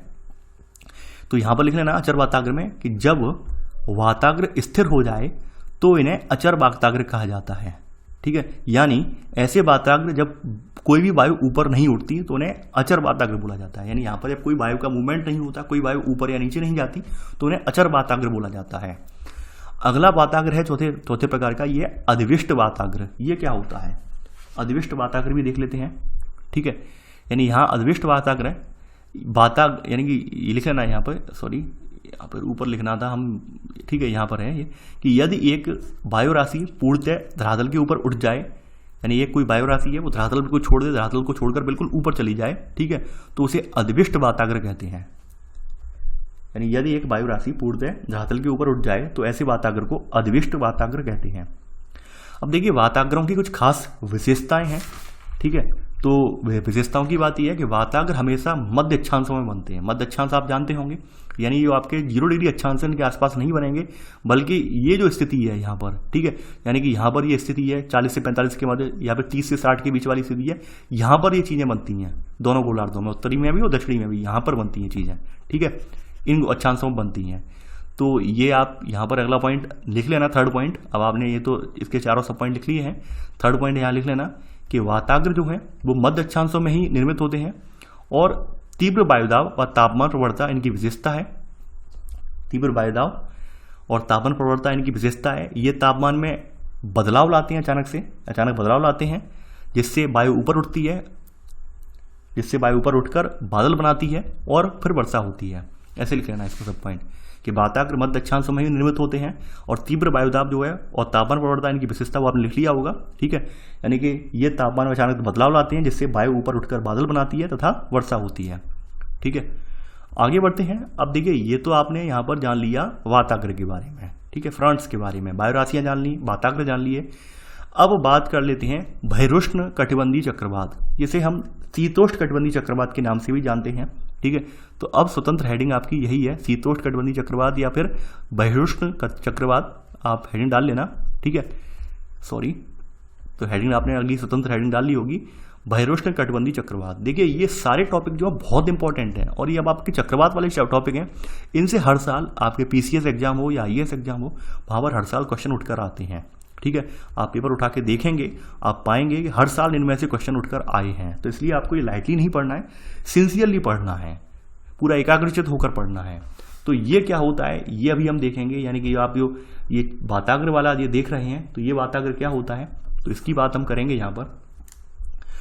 आगे बढ़ते हैं। देखिए ये जो चक्रवाती वायु प्रणालियाँ हैं, यानी कि वे चक्रवाती वायु प्रणालियाँ जो उष्णकटिबंध से दूर, उष्णकटिबंध से दूर का मतलब कि 0 डिग्री अक्षांश के आसपास नहीं, यानी कि जो आपका विषुवत है, विषुवत से दूर ऊपर के अक्षांश जो हैं, यानी कि 40-45 के लगभग जो अक्षांश हैं, 40 डिग्री से ऊपर वाले अक्षांश हैं, ठीक है। इनके बीच में जो वाताग्र बनते हैं दोनों गोलार्धों में, ठीक है, इनके बीच में चक्रवात जो क्रिएट होते हैं, ठीक है, उन्हें शीतोष्ण कटिबंधीय चक्रवात कहते हैं। तो यही लिख लेना आप कि वे चक्रवर्ती वायु प्रणालियाँ जो उष्णकटिबंध से दूर मध्य व उच्च अक्षांशों में विकसित होती हैं, उन्हें भैरुष्ण या शीतोष्ण कटिबंध चक्रवात कहते हैं। ये आपने लिख लिया होगा, ठीक है। अब देखिए ये बनते कैसे हैं, ये जो है ये ध्रुवीय वाताग्र जो है, यानी ध्रुवों की तरफ से ठंडी हवा जो आती है, बिल्कुल ठीक है, ध्रुवीय वाताग्र वाला एक शीत जो वाताग्र बनता है उसके साथ साथ ये क्रिएट होते हैं। तो सेकंड पॉइंट यहाँ लिख लेना, ये ध्रुवीय वाताग्र के साथ साथ बनते हैं, ठीक है, यानी ध्रुवीय वाताग्र के साथ साथ ये बनते हैं। आरंभ में जो होता है इनका वाताग्र क्षेत्र जो होता है अचर होता है, और बाद में इसमें मूवमेंट होती है, वो हम देख लेते हैं कैसे होती है मूवमेंट, वो हम बताएंगे यहाँ पर, ठीक है। अब देखिए होता क्या है यहाँ पर कि एक तरफ से तो आप देख रहे हैं कि अचर वायु है, एकदम शीतल वायु है, ठंडी वायु है, ठीक है, यानी कि एक हम इमेज बना लेते हैं, यहाँ पर इमेज बना लेते हैं। देखिए हम इसे आधी इमेज बना लेते हैं ऐसे करके, ठीक है, पूरा पृथ्वी का नहीं बना के केवल ये बना लेते हैं, ठीक है, और ये उत्तरी गोलार्ध को दर्शा देते हैं यहाँ पर, केवल उत्तरी गोलार्ध वाला, यानी कि ये मान लेते हैं जो रेखा जो हमने ये डाली है ये 0 डिग्री अक्षांश है, ठीक है, और ऊपर वाला हिस्सा जो है ये पूरा उत्तरी गोलार्ध वाला हिस्सा है, और यहाँ पर ये मान लेते हैं हम ये 50 डिग्री अक्षांश है, ठीक है, 50 डिग्री अक्षांश है। ऊपर आपका ध्रुव है ये कितना है, ये 90 डिग्री अक्षांश है, ठीक है, ये बात आप जानते होंगे। तो क्या है कि 90 डिग्री पर ध्रुव है, ध्रुवों पर ठंडी हवा एकदम चिल्ड, ठीक है, बिल्कुल शीतल हवा, बिल्कुल बहुत ही ज़्यादा शीत हवा जो है वो आती है यहाँ से, ठीक है। अब वहीं जो आपका 30 डिग्री ओपोस्ट अक्षांश है, यहाँ पर कैसी हवा होती है, यहाँ पर गर्म हवा होती है। अब चूंकि ये जो है ये भी हवा जो है वायु राशि के रूप में ठंडी हवा, यहाँ भी ये भी आगे बढ़ रही है, ये भी आगे बढ़ रही है। अब इनके मिलन से यहाँ पर एक चक्रवात बन जाता है, इनके मिलन से यहाँ पर एक चक्रवात क्रिएट हो जाता है ऐसे करके, ठीक है, यहाँ पर एक चक्रवात क्रिएट हो जाता है। तो ये जो इस क्षेत्र में चक्रवात क्रिएट होता है, उच्च अक्षांशों में से चक्रवात जो क्रिएट होता है इस तरह का, इसको नाम दे दिया गया हमने शीतोष्ण चक्रवात। क्या नाम दिया हमने इसे, शीतोष्ण चक्रवात का ऐसे नाम दे दिया, ठीक है। तो यहाँ पर अब नोट डाउन इसमें करते जाएंगे, पूरी प्रक्रिया देखेंगे किस तरह से बना, वो हमने यहाँ पे बता दिया आपको वैसे इमेज में। अब इसको नोट डाउन यानी जो है बनने की प्रक्रिया उसे हम लिखेंगे। तो यहाँ पर वही बताया गया है कि भाई उत्तरी गोलार्ध में वाताग्र के दक्षिण में, यानी दक्षिण का मतलब यानी उत्तरी गोलार्ध में, देखिए ध्यान देना यहाँ पर, इन शब्दों पर ध्यान देना। मैं थोड़ा यहाँ पर अलग पेन का यूज कर रहा हूँ, ये पेन ले लेता हूँ। यहाँ बताया गया है कि उत्तरी गोलार्ध में, यानी उत्तरी गोलार्ध आपका ये वाला है पोर्शन, पूरा उत्तरी गोलार्ध वाला पोर्शन है। उत्तरी गोलार्ध में वाताग्र के दक्षिण में, वाताग्र का मतलब आप समझ रहे हैं, यानी कि जो वाताग्र बनने वाली जो स्थिति है, यहाँ पर जो स्थिति है इसके दक्षिण में, दक्षिण का हिस्सा ये हुआ कि यहाँ पर नीचे विषुववृत्त के तरफ वाला हिस्सा, ठीक है, वाताग्र के दक्षिण में कॉन्स्ट, यानी यहाँ पर हवा कैसी चल रही है, दक्षिण वाली हवा जो है कॉन्स्ट है, कॉन्स्ट का मतलब आप जानते होंगे गर्म हवा है, ठीक है। और उत्तर दिशा में वाताग्र के ऊपर वाली ये दिशा ये कैसी है, यहाँ पे हवा कैसी है, ये ठंडी हवा है। देखिए हिंदी के ये मानक वर्ड हैं, इन्हें आपको याद करना पड़ेगा, नहीं आते हैं तो बार बार अगर मेरे साथ आप लिखेंगे तो सब याद हो जाएंगे। इतने टिपिकल नहीं है, इतने ज़्यादा टफ नहीं है, जितने ज़्यादा हिंदी के आपको विशिष्ट वर्ड याद होंगे, ठीक है, उतने ही आपको मार्क्स अच्छे मिलेंगे, ध्यान रखना आप। तो ये होता है उत्तरी गोलार्ध में वाताग्र के दक्षिण में कॉन्स्ट, और उत्तर दिशा में ठंडी हवा प्रवाहित होती है, जो मैंने प्रोसेस बताया कि यहाँ से गर्म हवा जा रही है और यहाँ से ठंडी हवा आ रही है, ठीक है, तो ये प्रवाहित होती है। ये आपने नोट कर लिया होगा सेकंड का पहला सब पॉइंट करके। और जब यहाँ पर सेकंड सब पॉइंट, जब वाताग्र के साथ यहाँ पर वायुदाब कम हो जाता है, ठीक है, तो कॉन्स्ट वायु जो होती है ये उत्तर दिशा की ओर, यानी जो वाताग्र के साथ यहाँ पे क्या हो जाता है, बीच का जो वाताग्र वाला क्षेत्र है, फ्रंट लाइन जहाँ पे हवाएं दोनों मिल रही हैं, वायुराशियाँ मिल रही हैं, यहाँ पे दबाव कम हो गया तो क्या हो जाता है, वायु जो है उत्तर दिशा की ओर, ठीक है, कॉन्स्ट वायु जो होती है उत्तर दिशा की ओर, और ठंडी वायु जो होती है दक्षिण दिशा में, घड़ियों की सुइयों की विपरीत। यानी घड़ी की सुई तो आप जानते होंगे, घड़ी ये हमारी घड़ी है, तो घड़ी कैसे चलती है, यानी यहाँ से ऐसे इस तरह से चलती है, ये इस तरह सुई, यानी कि यहाँ से चली सुई और यहाँ से आते आते ऐसे चलती है सुई। अब घड़ी के विपरीत कैसे बनते हैं, यानी कि यहाँ पर हवा नीचे से गर्म आ रही, ठीक है, गर्म हवा ये आई, ऊपर से ठंडी हवा ये आई, तो यहाँ पर जो चक्रवात है वो इस तरह से क्रिएट होता है, इस तरह से, यानी कि ये क्रिएट होता है, यानी ये हवा यहाँ से आई, ये यहाँ से आई, तो ये हवा जो है ये घड़ी की दिशा के विपरीत, यानी बिल्कुल अपोजिट डायरेक्शन में ऐसे करके क्रिएट होता है, ये अपोजिट डायरेक्शन में, ठीक है, एंटी क्लॉकवाइज। उत्तरी गोलार्ध की बात हो रही है, दक्षिणी गोलार्ध में ये क्लॉकवाइज बनेगा। ये बात कल आपने चक्रवात वाले और प्रचक्रवात के अंदर आपने देख लिया था, ठीक है, तो वही बात बताई गई है कि जब निम्न दाब वाला क्षेत्र है यहाँ पर, तो यहाँ पर यहाँ पे लिख लेना, जब वाताग्र के साथ वायुदाब कम हो जाता है, निम्न दाब वाला क्षेत्र है, तो कॉन्स्ट वायु उत्तर दिशा की ओर और ठंडी वायु दक्षिण दिशा की ओर घड़ी की सुइयों की विपरीत दिशा में चक्रवात की परिसंचरण करती है, ठीक है, जिससे क्या होता है, जिससे इस चक्रवात का निर्माण होता है या इस चक्रवात का विकास होता है, जिसमें एक उष्ण वाताग्र होता है और एक शीत वाताग्र होता है। यानी ऊपर से आने वाला जो वाताग्र है वो शीत होता है, ठंडा वाताग्र है, और नीचे वाला उष्ण वाताग्र है, जिसमें एक उष्ण वाताग्र होता है और दूसरा शीत वाताग्र होता है। ये लिख लिया होगा आपने, ठीक है। अब थोड़ा इमेज दिया हुआ है, वो इमेज समझ लेते हैं। देखिए यहाँ पे समझाने की कोशिश की गई है कि नीचे से जो हवा आ रही है गर्म हवा आ रही है ये, ठीक है, ऊपर से शीतल हवा आ रही है, ठीक है। अब ये हवा यहाँ पे मुड़ी तो मुड़कर ये इस तरह का रोटेशन इसने बनाया, ठीक है, घड़ी के विपरीत दिशा में, ठीक है, वामावर्त दिशा में, यानी कि जो आपका बोल सकते हैं एंटी क्लॉकवाइज मूवमेंट बनाया। और एंटी क्लॉकवाइज मूवमेंट बनाने की वजह से क्या हुआ, यहाँ पर आपका जो है एक चक्रवात का निर्माण यहाँ पर हो गया, ठीक है। कल आपने देखा था कि चक्रवात और प्रतिचक्रवात क्या होता है, यानी निम्न दाब या निम्न दबाव वाले क्षेत्र पर जो चक्रवात बनता है उसे चक्रवात बोलते हैं। निम्न दबाव क्षेत्र पर जो मूवमेंट होती है, जो एक घेरे का निर्माण होता है, ठीक है, उसे चक्रवात बोलते हैं। और उच्च दाब क्षेत्र पर जो बनता है उसे प्रतिचक्रवात बोलते हैं। ये बात आप कल देखी थी कल आपने। और दोनों ही गोलार्धों में, उत्तरी गोलार्ध में दिशा अलग होती है। उत्तरी गोलार्ध में चक्रवात जो होता है वो यानी कि एंटी क्लॉकवाइज घूमता है, वही चक्रवात जो है दक्षिणी गोलार्ध में जाके कैसा घूमता है, क्लॉकवाइज घूमता है, घड़ी की सुई की दिशा के साथ घूमता है। ये बात आप जानते हैं। कल के ही चैप्टर में, यानी कल मैंने इसका जो पार्ट 1 करवाया था उसका अंतिम पॉइंट जो था वो आप क्लियर कर चुके हैं, लिखा भी था टेबल के रूप में आपने। तो वही प्रोसेस यहाँ पर भी होता है, ठीक है। यहाँ पे जिक्र केवल इसी चक्रवात का किया गया, उत्तरी गोलार्ध वाले चक्रवात का किया गया है जिक्र, ठीक है। तो आप कंफ्यूज मत होना कि दक्षिणी गोलार्ध के लिए कुछ अलग होगा, कुछ अलग नहीं है, सेम प्रोसेस है यहाँ पर, ठीक है। तो यहाँ पर वो चीज़ आपने नोट कर ली सेकंड और सेकंड के सेकंड सब पॉइंट के रूप में, ठीक है। अब देखिए यहाँ पर जो चक्रवात जो आपका तैयार हो गया, इस चक्रवात की खास बात ये होती है, यहाँ पर थर्ड पॉइंट आप लिखेंगे कि इस चक्रवात में, यहाँ पर इस चक्रवात में क्या है, जो कॉन्स्ट वायु क्षेत्र है, ठीक है, तो ये यानी कॉन्स्ट वायु क्षेत्र ठंडे अग्रभाग व पिछले शीतखंड के बीच पाया जाता है। यानी कि ये दिखा देता हूँ, ये कॉन्स्ट वायु क्षेत्र जो है, ये इसका अग्रभाग जो ठंडा जो है, आगे वाला इसका जो भाग है, तो ये भी ठंडा है, बिल्कुल शीतल वायु घूम रही है। और ये भी यानी कि कॉन्स्ट वायु होती है, गर्म वायु होती है, वो ठंडी वायु के बीच में फंस जाती है। ऐसे समझ सकते हैं कि कॉन्स्ट वायु जो है वो ठंडी वायु के बीच में आ गई, यानी इसके आगे भी ठंडी वायु, पीछे भी ठंडी वायु है। तभी तो इसे शीत चक्रवात कहते हैं, शीतोष्ण चक्रवात कहते हैं, ठीक है। ऐसे समझ लीजिए आसान भाषा में।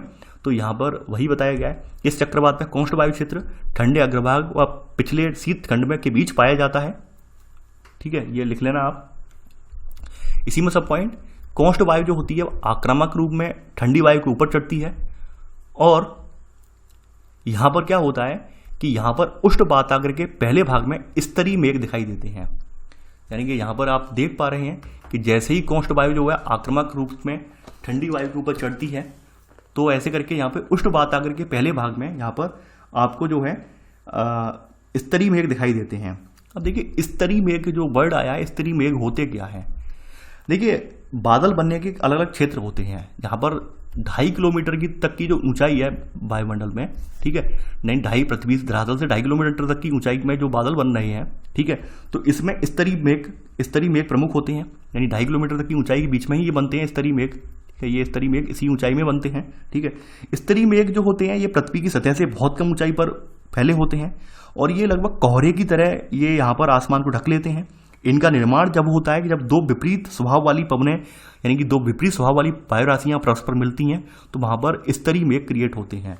तो यहाँ पर वही बताया गया है कि यहाँ पर शुरुआत के इसके चरण में निचले स्तर पर क्या होता है, पहले भाग में यहाँ पर स्तरीय मेघ दिखाई देते हैं, जो मैंने अभी बताया स्तरीय मेघ। तो स्तरीय मेघ बन गए, इनसे क्या होती है, इनसे वर्षा होती है। ये थर्ड का पहला सब पॉइंट आपने नोट कर लिया होगा। ठीक है, अब आगे बढ़ते हैं। अब अगली स्थिति क्या है यहाँ पर थर्ड के सेकंड सब पॉइंट में कि पीछे से आता शीत वातावरण यहाँ है, उष्ण वायु को फिर ऊपर धकेलता है और ऊपर जब धकेलता है तो यहाँ पर इसके साथ साथ क्या बन जाते हैं, कपासी मेघ बनते हैं। इसके साथ साथ बन जाते हैं कपासी मेघ के बारे में आप जानते होंगे। कपासी मेघ वे मेघ होते हैं जो लगभग फूल गोभी आपने देखा है, फूल गोभी खाई होगी सब्जी में, या फिर कॉटन का जो गुच्छा होता है यानी कपास का जो पूरा रुई का गुच्छा टाइप होता है यहाँ पर लगती है। ठीक है, तो रुई के ढेर के समान लगते हैं ये बादल देखने में। और ये जो कपासी मेघ होते हैं ये वर्षा रहित होते हैं। कपासी मेघ जो होते हैं अमूमन वर्षा रहित होते हैं, ये कभी कभी गरजने वाले बादल कहे जाते हैं ये। ठीक है, यानी कपासी मेघ भी दो तरह के होते हैं, कपासी मेघ और कपासी वर्षा मेघ। लेकिन इसके ऊपरी स्तर पे क्या बनना है, केवल कपासी मेघ बनना है। कपासी मेघ का मतलब ये होता है कि ये फूल गोभी जैसे आकार में दिखने वाले बादल होते हैं, रुई के ढेर जैसे दिखते हैं ये बादल। ठीक है, और ये बादल जो है वर्षा रहित होते हैं, आप जानते होंगे इनके बारे में। अगर देखिए इनके बारे में आपने बादलों के बारे में नहीं पढ़ा है तो मैं आपको बता दे रहा हूँ, एस.के. ओझा की जो बुक है एनवायरमेंट इकोलॉजी, तो वहाँ पर इन सब बादलों का अच्छे से जिक्र किया गया है, वहाँ पर आप पढ़ सकते हैं। ठीक है, पूरी नोट्स के फॉर्म में बुक है तो वहाँ से आप पढ़ सकते हैं। तो आपने यहाँ पर देख लिया किस तरह से ये कपासी बादल बन रहे हैं, किस तरह से यहाँ पर ये मेघ बन रहे हैं, स्तरीय मेघ बन रहे हैं, दोनों मेघों को आपने जान लिया। ठीक है, तो ये थर्ड का सब पॉइंट हो गया। अब देखिए यहाँ पर जो शीत वातावरण की बात कही गई है, शीत वातावरण जो होते हैं वो शीत वातावरण जो होती हैं यानी ठंडी जो वातावरण होते हैं, शीत वातावरण शीत वायु राशियाँ जो होती हैं वो गर्म वायु राशियों की अपेक्षा बहुत तीव्र गति से चलती हैं और उष्ण जो वातावरणों को पूरी तरह से ढक भी लेती हैं। ये खास बात है इनकी शीत वातावरणों की, तो नोट करके लिख लेना कि शीत वातावरण उष्ण वातावरण की अपेक्षा तीव्र गति से चलते हैं और अंततः उष्ण वातावरणों को पूरी तरह ढक लेते हैं। ठीक है, ये आपने यहां पर लिख लिया होगा। अब देखिए यहां पर अगली जो हेडिंग है आपकी, ये हेडिंग नहीं है, ये वास्तव में आपका डिफरेंस बताया गया है कि शीतोष्ण चक्रवात में और उष्णकटिबंधीय चक्रवात में अंतर क्या है। तो इसी में सब हेडिंग आप डाल लेना यहाँ पर कि बहिरुष्णकटिबंधीय और उष्णकटिबंधीय चक्रवातों में अंतर। ठीक है, इसी में सब हेडिंग डाल लेना और इसमें अंतर जो है वो अंतर मैं यहाँ बता दे रहा हूँ, क्योंकि उष्णकटिबंधीय चक्रवातों के बारे में आपको मैंने जलवायु वाले चैप्टर से पढ़ाया था और आपको उनके बारे में बहुत सारा ओवरव्यू आपके माइंड में क्लियर होगा। ठीक है, तो वो चीज़ें आपको अच्छे समझ में आ जाएंगी। तो यहाँ पर अगर हम बात करें चक्रवातों की तो यहाँ पर बहिरुष्णकटिबंधीय यानी कि आपके शीतोष्णकटिबंधीय और उष्णकटिबंधीय चक्रवातों का अंतर यहाँ पे बताया जा रहा है। तो सबसे पहला यहाँ पे पॉइंट इसमें लिख लेना, यानी कि देखिए बहिरुष्णकटिबंधीय वर्ड पूरा लंबा है इसलिए यहाँ पर हम यूज करेंगे इनमें। ठीक है, इनमें या इसमें। ठीक है, तो इनमें या फिर इसमें, इनमें चक्रवातों में यानी यहाँ पे लिखेंगे आप, इनमें स्पष्ट वाताग्र प्रणालियाँ होती हैं जो उष्णकटिबंधीय चक्रवातों में नहीं होती। यानी किसका मतलब, इनमें से यहाँ अभिप्राय किसका है, शीतोष्णकटिबंधीय चक्रवातों में। शीतोष्णकटिबंधीय चक्रवातों में स्पष्ट वाताग्र प्रणालियाँ हैं, यानी कौन सी ठंडी वाताग्र प्रणाली है या गर्म वाताग्र प्रणाली है, कौन सी है, स्पष्ट है। ठीक है, तो जो कि उष्णकटिबंधीय चक्रवातों में नहीं होती हैं। दूसरा पॉइंट यहाँ पर ये है कि जो शीतोष्ण क्षेत्र जो होते हैं, बहिरुष्णकटिबंधीय चक्रवात होते हैं, ये विस्तृत क्षेत्र में फैले होते हैं। इनकी उत्पत्ति जो होती है वो खास करके स्थल और जल दोनों पर होती है। ये ध्यान रखना कि जो शीतोष्णकटिबंधीय चक्रवात होते हैं इनकी उत्पत्ति स्थल और जल दोनों पर होती है। वहीं जो आपके उष्णकटिबंधीय चक्रवात होते हैं ये केवल और केवल समुद्रों में उत्पन्न होते हैं और स्थल तक पहुंचते पहुंचते ये नष्ट हो जाते हैं। वो भी मैं बताऊंगा क्यों नष्ट हो जाते हैं, रीजन क्या है, वो सभी बातें भी मैं क्लियर करूंगा। ठीक है, तो ये जो आपके उष्णकटिबंधीय में एक अंतर ये है, उष्णकटिबंधीय और शीतोष्ण में, शीतोष्ण वाले ठंड यानी जल में भी और स्थल पर भी बन जाते हैं, जबकि उष्ण वाले केवल और केवल जल के ऊपर, समुद्र सतह के ऊपर ही बनते हैं। ठीक है, ये आपने नोट कर लिया, सेकंड का सब पॉइंट।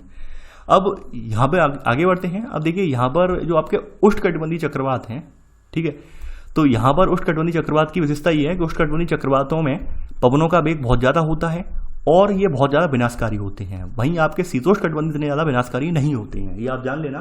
शीतोष्णकटिबंधीय इतने ज़्यादा विनाशकारी नहीं होते हैं, जबकि उष्णकटिबंधीय बहुत ज़्यादा विनाशकारी होते हैं। प्राकृतिक आपदा के समान इन्हें ट्रीट किया जाता है, ये बात आप जानते होंगे। आगे बढ़ते हैं। अब देखिए चौथा पॉइंट यहाँ मोस्ट इंपॉर्टेंट पॉइंट है, बहुत इंपॉर्टेंट पॉइंट है चौथा वाला। ये बताया गया है कि भाई उष्णकटिबंधीय चक्रवात जो होते हैं ये कैसे कैसे चलती हैं, ये पूर्व से पश्चिम चलते हैं, यानी पूर्व दिशा से पश्चिम की ओर इस तरह चलते हैं। ये वाले चक्रवात पूर्व से यानी ईस्ट टू वेस्ट चलते हैं, ठीक है, उष्णकटिबंधीय चक्रवात।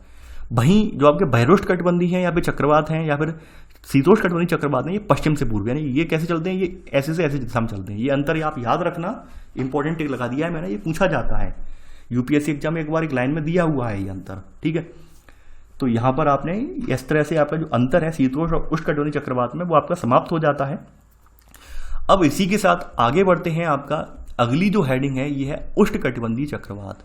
उष्ण से अभिप्राय आप जान रहे होंगे कि गर्म स्थानों पर या गर्म अक्षांशों पर बनने वाले चक्रवात हैं, जहां पर सूर्य का प्रकाश सीधा पड़ रहा है, ठीक है, यानी 3.5 डिग्री उत्तरी 3.5 डिग्री दक्षिणी अक्षांशों के मध्य जो चक्रवात बनते हैं उन्हें उष्णकटिबंधीय चक्रवात के नाम से जाना जाता है।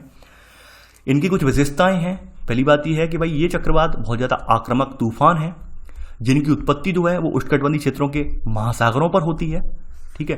जैसे मेन पॉइंट है उन्हें हाईलाइट कर दिया कीजिए, महासागरों कहां पर हो रही है, महासागरों पर हो रही है। और ये महासागरों पर होने के बाद कहां की तरफ गतिमान होती है, तटीय क्षेत्रों की तरफ ये फिर गतिमान होते हैं, तटीय क्षेत्रों की तरफ गतिमान होते हैं। आगे बढ़ते हैं। इसी में सब पॉइंट, ये चक्रवात आक्रामक पवनों के कारण विस्तृत विनाश, अत्यधिक वर्षा और तूफान लाते हैं, ठीक है। इसी में अगला सब पॉइंट, सेकंड सब पॉइंट, यानी ये चक्रवात जो है विध्वंसक और प्राकृतिक आपदाओं में से एक है, यानी हमें प्राकृतिक आपदाओं में हमने रखा है उष्णकटिबंधीय चक्रवातों को, ठीक है। अब देखिए इनका जो नामकरण है भिन्न भिन्न जो आपके महासागरों में भिन्न भिन्न नामकरण किया गया है। और सेकंड वाला जो ऑप्शन में लिखवा रहा हूं ये मोस्ट इंपॉर्टेंट है, फिर से मैं बोल रहा हूं मोस्ट इंपॉर्टेंट है। मैं यहाँ पे जोड़ दे के कुछ चीजें बोलता हूं तो आप समझ लीजिए कीजिए। मोस्ट का मतलब ये है कि बहुत सारे एग्जाम में ये नाम पूछे गए हैं, बहुत सारे एग्जाम में।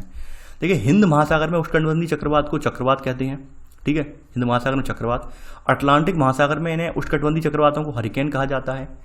पश्चिम प्रशांत और दक्षिण चीन सागर में इन्हें टाइफून कहा जाता है। पश्चिमी ऑस्ट्रेलिया में इन्हें बिली विलीज के नाम से जाना जाता है। ये आप लिख लेना सेकंड पॉइंट, आप मोस्ट इंपॉर्टेंट बोल रहा है, ठीक है। यानी कि बहुत बार पूछा गया है कि भाई जो उष्णकटिबंधीय तूफान है उसे पश्चिमी ऑस्ट्रेलिया में किस नाम से जाना जाता है या फिर अटलांटिक महासागर में किस नाम से जाना जाता है, ये बहुत बार पूछा गया है। और यानी पता नहीं कितने एक दिवसीय एग्जामों में प्रश्न पूछा गया है, ठीक है। तो आप इसे लिख लेना, मोस्ट लगा देना यहाँ पर, ठीक है। देखिए आप लोग अक्सर मुझे शिकायत करते हैं कि सर आप बहुत लिखवाते हैं। लिखाने का रीज़न ये है कि यहाँ पर भी ये इतना कम है, या अगर मैं स्टैंडर्ड बुक का भी मिला दूँ या कंटेंट, तो इतना ही कंटेंट जो लिखा है इतना ही कंटेंट और हो जाएगा तैयार, ठीक है। यानी कि सब इंपॉर्टेंट है, एक लाइन इंपॉर्टेंट है, यहाँ पे बस ये समझ नहीं आनी चाहिए। अगर आपको समझ में नहीं आ रही है तो बेकार है। तो यहाँ पे मैं एक लाइन को डिफाइन कर दे रहा हूँ, समझा दे रहा हूँ, ठीक है। तो ये आपने देख ली कि ये चक्रवात, इनका नामकरण किस किस तरह से नामकरण है, हर महासागर में इनका नामकरण अलग है, ठीक है। तो वो आपने नोट डाउन कर लिया और मैंने बता दिया, मोस्ट इंपॉर्टेंट है। अब देखिए तीसरा पॉइंट, यहाँ पर तीसरा पॉइंट भी बहुत इंपॉर्टेंट है।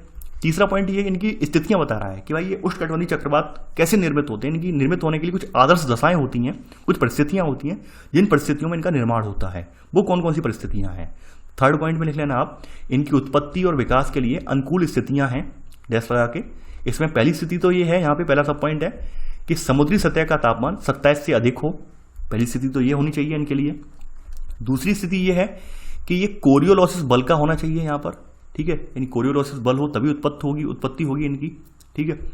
यानी आपको मैंने पहले ही बताया था, यानी प्रीवियस चैप्टर में बताया था कि जो आपका 0 डिग्री अक्षांश है विषुवत वृत्त है, वहां पर कोरियोलिसिस बल नहीं होता है, जिसकी वजह से आपके विषुवत वृत्त पर किसी भी प्रकार के कोई चक्रवात, उष्णकटिबंधीय चक्रवात नहीं बनते हैं, ठीक है। ये इसका आंसर मैंने दे दिया था आपको, तो आप ये बात जानते होंगे, मैंने आपको प्रीवियस चैप्टर में बताया था।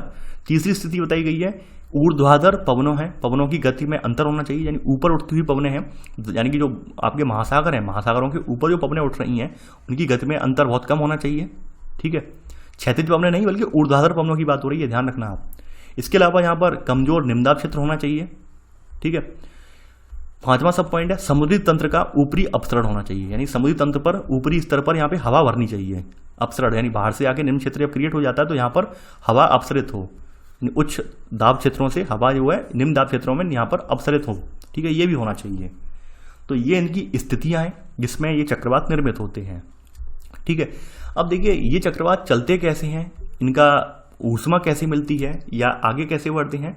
देखिए इन्हें जो ऊष्मा है या ऊर्जा है वो संघनन की गुप्त ऊष्मा के जरिए मिलती है, ये बात आप जानते होंगे, गुप्त ऊष्मा के बारे में भी बताया था मैंने आपको, एग्जाम्पल भी दिया था जलवायु वाले चैप्टर में कि चाय की केतली से जब आप चाय किसी कप वगैरह में लेते हैं तो जितना आपका चाय से हाथ नहीं जलता है गर्म चाय से, उतना उसकी भाप से जल जाता है, यानी उसमें से जो भाप निकलती है वो गुप्त ऊष्मा बोली जाती है। तो संघनन प्रक्रिया में भी गुप्त ऊष्मा निकलती है। तो गुप्त ऊष्मा से यहाँ पर इन्हें ऊर्जा मिलती है। गुप्त ऊष्मा इसमें दी नहीं है, स्टैंडर्ड बुक में लिखा हुआ है संघनन की गुप्त ऊष्मा के द्वारा मिलता है, लेकिन इसमें केवल संघनन लिख दिया है। ठीक है, तो यहाँ लिख लेना आप, संघनन की गुप्त ऊष्मा के द्वारा इसे मिलती है। अभी मैं लिखवाऊंगा यहाँ पर। तो यहाँ चौथा पॉइंट आप लिखेंगे इसमें अब कि चक्रवातों को अधिक विध्वंसक करने वाली ऊर्जा संघनन की गुप्त ऊष्मा की प्रक्रिया द्वारा ऊंचे कपासी स्तरीय मेघों से प्राप्त होती है। यानी ऊंचे कपासी स्तरीय मेघ हैं, ऊंचाई स्तर पर, यानी स्तरीय मेघ भी दो तरह के होते हैं, एक स्तरीय मेघ केवल होते हैं और दूसरे कपासी मेघ होते हैं। तो इन्हें ऊंचे स्तरीय कपासी मेघों से प्राप्त होती है। ठीक है, यानी ऊंचाई पर जो यहाँ पर जो आपके निचले स्तर पर ही जो कपासी मेघ बने हुए हैं, तो यहाँ पर संघनन की प्रक्रिया हो रही है, यहीं से इन्हें ऊष्मा मिल जाती है, गुप्त ऊष्मा मिल जाती है, जो इस तूफान के केंद्र को घेरे होती है, जो इस तूफान के केंद्र को घेरे होती है। दूसरी बात यह है कि भाई इनकी खास विशेषता ये है कि इन्हें लगातार आर्द्रता की आपूर्ति जो होती है वो समुद्र से होती है। ठीक है, इसकी वजह से अधिक प्रबल होते हैं। यानी कि कहने का मतलब ये है कि जब तक ये समुद्र के ऊपर रहते हैं तब तक इनकी गति या इनका जो वेग है बहुत प्रचंड होता है। जैसे ही ये धरातल पे पहुंचते हैं, जैसे ही आपका सरफेस पे आते हैं, वैसे ही एकदम क्षीण हो जाते हैं, मध्यम पड़ जाते हैं, क्योंकि धरातल पर आर्द्रता मिलेगी नहीं तो ये खत्म हो जाते हैं। ठीक है, तो ये इनकी विशेषता और होती है। तो पहला सब पॉइंट यही है कि समुद्रों से लगातार आर्द्रता की आपूर्ति से ये तूफान अधिक प्रबल होते हैं। और क्षीण कब होते हैं, क्षीण होने के बारे में भी मैंने ऊपर लिखवाया भी है। ठीक है, स्थलीय भाग में पहुंचकर नष्ट हो जाते हैं, स्थलीय भाग में आर्द्रता नहीं मिलती है इसलिए नष्ट हो जाते हैं। यहाँ पे लिखवाना जरूरी नहीं समझता मैं, क्योंकि आप ऊपर अभी लिख कर आए हैं अभी आप अंतर में। ठीक है, अब देखिए वह स्थान यहाँ पर ये समाप्त होते हैं, चौथे का सेकंड सब पॉइंट, कि वह स्थान जहाँ से उष्णकटिबंधीय चक्रवात तट को पार करके जमीन पर पहुंचते हैं उसे चक्रवात का लैंडफॉल कहते हैं या कहलाता है। वह चक्रवात का लैंडफॉल कहलाता है। ये पूछा जाता है, ये पूछा गया है एग्जाम में कि वह स्थान जहाँ पर उष्णकटिबंधीय चक्रवात आकर समाप्त हो जाता है या फिर पहुंचता है तो उसे क्या कहते हैं, उसे चक्रवात का लैंडफॉल कहते हैं, या लैंडफॉल कहलाता है। आगे बढ़ते हैं। अब देखिए ये इनकी खास विशेषता ये है इस चक्रवात की, पांचवा पॉइंट, कि ये चक्रवात जो 20 डिग्री उत्तरी अक्षांश से गुजरते हैं उनकी दिशा अनिश्चित हो जाती है और सबसे ज़्यादा विध्वंसक ये हो जाते हैं। यानी 20 डिग्री उत्तरी अक्षांश से गुजरने वाले चक्रवात जो होते हैं वो बहुत ज़्यादा विध्वंसक बन जाते हैं, ये ध्यान रखना, पांचवा पॉइंट। अब थोड़ा चक्रवात का जिक्र कर लेते हैं। ये रहा चक्रवात। ठीक है, ये आपका चक्रवात रहा। आप देख पा रहे हैं कि यहाँ पर लगातार एक निम्न दाब का क्षेत्र बन गया। ठीक है, इसे भरने के लिए आप देख पा रहे हैं यहाँ पर साइडों से वायु चल पड़ी, इस वायु से अपसरण हुआ, अपसरण के चक्कर में यहाँ पे क्या हुआ, एक रोटेट होने लगा, सर्पिल वाला हिस्सा बन गया। ठीक है, यानी कि यहाँ पर स्पाइरल वाला हिस्सा एक बन गया, यानी पूरा एक सर्पिल यानी घूमता हुआ रिंग टाइप बन गई, सर्पिल टाइप हिस्सा बन गया। ठीक है, तो यहाँ पर इसके जो बीच का केंद्र होता है आंख बोला जाता है। आंख वाला क्षेत्र जो होता है शांत होता है, क्योंकि यानी बीच वाला आप खुद अनुमान लगाइए, कोई वायु इस तरह से घूम रही है और वैसी बात है बीच वाले क्षेत्र में केंद्र वाले भाग में इस पर कोई असर नहीं होगा, साइडों पर इसका असर ज़्यादा होगा, तो वही यहाँ पर होता है। यहाँ पर ये जो वायु घूम रही होती है इसका असर जो है साइड वाले क्षेत्रों में ज़्यादा होता है, बीच आंख में बिल्कुल नहीं होता है। अब ये वायु जो होती है ऊपर की तरफ बढ़ती चली जाती है, आरोही रूप में ऊपर बढ़ती है। ठीक है, इस तरह से आप बढ़ती जा रही है। ठीक है, और ये यहाँ पर बढ़ते बढ़ते साइडों से निकल रही है। यहाँ पर दूसरी स्थिति ये होती है जो आंख के सीधे ऊपर वाला हिस्सा होता है, यहाँ पर जो गर्म वायु है इसका अवतलन भी होता है, धसाव भी होता जाता है इसमें। ये आप देख पा रहे हैं, इसका धसाव भी हो रहा है वायु का, इन्हें एक तरफ से वायु निकल रही है और दूसरी तरफ से वायु जो है साइडों से ये है ये ऊपर आरोहित होकर निकलती जा रही है। तो ऐसे करके चक्रवात गति करता चला जाता है। ठीक है, तो यहाँ पर अब हम पॉइंट टू द पॉइंट लिखते चले जाते हैं तो ज़्यादा बेटर समझ में आ जाएगा। यहाँ पर छठवां पॉइंट आप लिखेंगे। ठीक है, यहाँ पर इसके केंद्र के चारों तरफ प्रबल सर्पिल यानी स्पाइरल पवनों का परिसंचरण है, जिसे इसकी आंख कहा जाता है। परिसंचरण होता है जिसे इसकी आंख कहा जाता है, जिसका व्यास 150 से 250 किलोमीटर तक होता है। यानी कि जो आपकी जो आंख है जहाँ पर पवनों का परिसंचरण हो रहा है, इसका व्यास लगभग कितना है, पूरा यानी पूरा व्यास जो है ये पूरा 150 से लेकर 250 किलोमीटर तक होता है व्यास। ठीक है, इतना बड़ा व्यास होता है इसका। ठीक है, ये आप यहाँ पे छठा पॉइंट नोट कर लिया होगा। ठीक है, अब देखिए इसका सेकंड सब पॉइंट यहाँ पे छठे का पहला सब पॉइंट है, इसमें बताया गया है इसका केंद्रीय भाग यानी जिसे हम आंख बोलते हैं, अक्षु बोलते हैं, वो क्षेत्र शांत रहता है। यानी ये जो क्षेत्र है ये शांत रहता है, ये क्षेत्र आंख वाला क्षेत्र है ये शांत रहता है, यानी इसका केंद्रीय यानी अक्षु क्षेत्र शांत होता है। और यहाँ पर क्या होता है, यहाँ पे पवनों का अवतलन होता है। इस क्षेत्र में उष्णकटिबंधीय जो पवनें होती हैं, गर्म पवनें होती हैं, यहाँ पर धसाव करती हैं, अवतलित हो जाती हैं। यहाँ से अवतलित होते होते क्या होता है, ये पवनें यहाँ नीचे आ रही हैं, अवतलन होने की वजह से ये घूमती घूमती इन्हीं पवनों में आके मिल जाती हैं और ऐसे करके साइडों से ऐसे करके ये निकल जाती हैं। ठीक है, तो वही बात यहाँ पे बताई गई है कि इसका केंद्रीय क्षेत्र शांत होता है जहाँ पवनों का धसाव यानी अवतलन होता है। ये आपने नोट कर लिया होगा छठे का पहला सब पॉइंट। ठीक है, आगे बढ़ते हैं। अब देखिए अक्षु के चारों ओर यानी आंख के चारों ओर, ठीक है, एक अक्षु भित्त होती है यानी आंख की भित्ति होती है। यानी जो आपकी अक्षु है, आंख है, आंख के चारों ओर देख रहे हैं अक्षु भित्ति है, ये आपकी क्या है, अक्षु भित्ति है ये। ठीक है, दीवार है, भित्ति का मतलब दीवार होती है पूरी है। ठीक है, तो यहाँ पर वायु का प्रबल वृत्ताकार रूप में ये आरोहण होता है। आरोहण का मतलब होता है ऊपर चढ़ना, आरोहण का मतलब होता है ऊपर चढ़ती हुई, ऐसे करके वायु ऊपर चढ़ रही है, आरोहण हो रहा है। ठीक है, वायु ऐसे करके ऊपर चढ़ती चली जा रही है। ठीक है, आरोहण बोला जाएगा ऐसे। नहीं, आरोहण का मतलब बढ़ता हुआ भी होता है और आरोहण का मतलब चढ़ना भी होता है। ठीक है, ये हिंदी में इसका अर्थ दोनों अर्थों में इसका किया जाता है, ध्यान रखना। आरोहण अवरोहण, अवरोहण का मतलब उतरना भी होता है और अवरोहण का मतलब बड़े से छोटे की तरफ जाना भी होता है। ये बात आप जानते होंगे, नहीं जानते तो हिंदी के छात्र के रूप में आप समझ लीजिए यहाँ पर। ठीक है, तो यहाँ पर वही है, अक्षु के चारों तरफ अक्षु भित्ति होती है जहाँ वायु का प्रबल वृत्ताकार रूप में आरोहण होता है। ठीक है, आरोहण जो होता है यानी कि आरोहण जो है क्षोभ सीमा तक होता है, यानी ये आरोहण जो है ये क्षोभ सीमा की ऊंचाई तक पहुंचता है। यानी ये कहाँ तक चला जाता है, क्षोभ सीमा की जो ऊंचाई है, निचली परत है, वहां तक ये आरोहण चला जाता है ऊपर की तरफ। ठीक है, इतनी दूर तक चला जाता है। ठीक है, ये इमेज बना लेंगे तो ज़्यादा बेटर रहेगा। थोड़ा मैं इसे साफ कर देता हूँ तो अच्छे से आप इसे जो है बना लेना, तो आपको दिक्कत नहीं होगा। इसमें मेन जो पॉइंट है वो आप रख देना, सभी मत सारी रेखाएं मत नोट करना, जो मेन पॉइंट है उन्हें आप दिखा देना। ठीक है, तो ये इमेज बना लेंगे चक्रवात वाली तो बेटर रहेगा ये। ठीक है, ये आपने छठे का कौन सा पॉइंट था, मैं तो भूल गया, छठे का यहाँ पर सेकंड सब पॉइंट नोट कर लिया है। आगे बढ़ते हैं। अब चक्रवात की जो आंख है, चक्रवात की आंख से कुछ रैन बैंड विसरित होते हैं। विसरण का मतलब ये है कि भाई जो इसका अक्षु भित्तु से कुछ जो धाराएं हैं, कुछ हवा का प्रभाव जो होता है साइड में से निकल जाता है, अलग हो जाती है कुछ, तो ये रैन बैंड के नाम से जानी जाती है। रैन बैंड का मतलब है वर्षा वाली एक लाइन, वर्षा वाली एक बैंड या वर्षा वाला एक क्षेत्र। ठीक है, इसे रैन बैंड यानी वर्षा वाला क्षेत्र बोला जाता है, अंग्रेजी में रैन बैंड। ठीक है, तो यहाँ पर अगला पॉइंट यहाँ लिखेंगे, छठे का थर्ड सब पॉइंट आप यहाँ पर लिखेंगे, यहाँ पर छठे का थर्ड सब पॉइंट कि चक्रवात की आंख से रैन बैंड विकृत होते हैं, जिससे तथा कपासी वर्षा बादलों की पंक्तियां भारी क्षेत्र की ओर विस्थापित हो जाती हैं। यानी यहाँ से क्या निकल जाती हैं, ये आपका जो अक्षुभित्त से घूमती हुई वायु है, इसी वायु से विकृत होकर कुछ रैन बैंड इस तरह की निकल जाती हैं साइड में। ठीक है, इसकी वजह से आपके वर्षा मेघ, कपासी वर्षा मेघ, ये सब यहाँ पे निर्मित हो जाते हैं। ठीक है, ठीक है, तो यहाँ पर नोट कर लिया होगा आपने, ये तो इसकी पूरी आपने देख ली, स्ट्रक्चर इसका देख लिया। अब देखिए इसकी आगे बढ़ने की, मूव करने की गति कितनी होती है वो भी बताया गया है। यह जो है चौथा सब पॉइंट, यानी कि ये तो आपने देख लिया, यह जो है परसेंचर प्रणाली द्वारा, यानी यह परसेंचर प्रणाली की लगा लेना, धीमी गति से 300 से 500 किलोमीटर प्रतिदिन की दर से आगे बढ़ता है। ये जो चक्रवात है इस गति से आगे बढ़ता है, 300 से 500 किलोमीटर प्रतिदिन की दर से आगे बढ़ता है। अब यहाँ सातवां पॉइंट है और अंतिम पॉइंट है, वो आप लिख लेना। देखिए ये चक्रवात तूफान तरंग उत्पन्न करते हैं और तटीय निम्न इलाके जो हैं वो जल प्लावित हो जाते हैं, यानी कि जल में जलमग्न हो जाते हैं या जल में डूब जाते हैं। तटीय जो इलाके होते हैं इनके प्रभाव से, ठीक है, तरंगें उत्पन्न करते हैं। तरंग उत्पन्न करने की वजह से हाई टाइड आ जाता है समुद्र में। ठीक है, क्योंकि हवा घूम रही होती है, लगातार रोटेट कर रही होती है, समुद्र में हाई टाइड आ जाता है, तो साइड के जो इस इलाके हैं, निम्न इलाके हैं, वो जल प्लावित हो जाते हैं, डूब जाते हैं। ठीक है, आगे बढ़ते हैं। अब देखिए ये सब चीज़ें आपने क्लियर कर ली, ये तो आपका चक्रवात, शीतोष्ण उष्णकटिबंधीय चक्रवात क्लियर हो गया। अगली जो हेडिंग है आपकी थंडर स्टॉर्म या फिर टॉर्नेडोस, या आप अक्सर सुनते होंगे, ये है आपकी। ठीक है, अब देखिए थंडर स्टॉर्म या टॉर्नेडो, इनके बारे में बताएंगे। थोड़ा सा हम एक चीज़ यहाँ पर भूल गए थे और वो अभी मेरे ये चीज़ देखकर वो याद आ गई मेरे माइंड में, वो बता दे रहा हूँ। जैसे आपने अभी पढ़ा था ये वाताग्र वाला, ठीक है, वाताग्र वाला अभी आपने देखा था, वाताग्र जो आपने है वो आपने ये देखा था।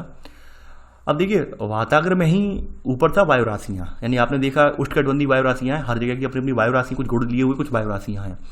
आप देखते होंगे कि मार्च अप्रैल मई के मौसम में अचानक से कहीं ना कहीं गर्मी के मौसम में अचानक से बहुत ज़्यादा ओलावृष्टि हो जाती है, बहुत ज़्यादा जो है आपके यहाँ तूफान टाइप आ जाते हैं, बहुत भयंकर वर्षा हो जाती है। ऐसा क्यों होता है?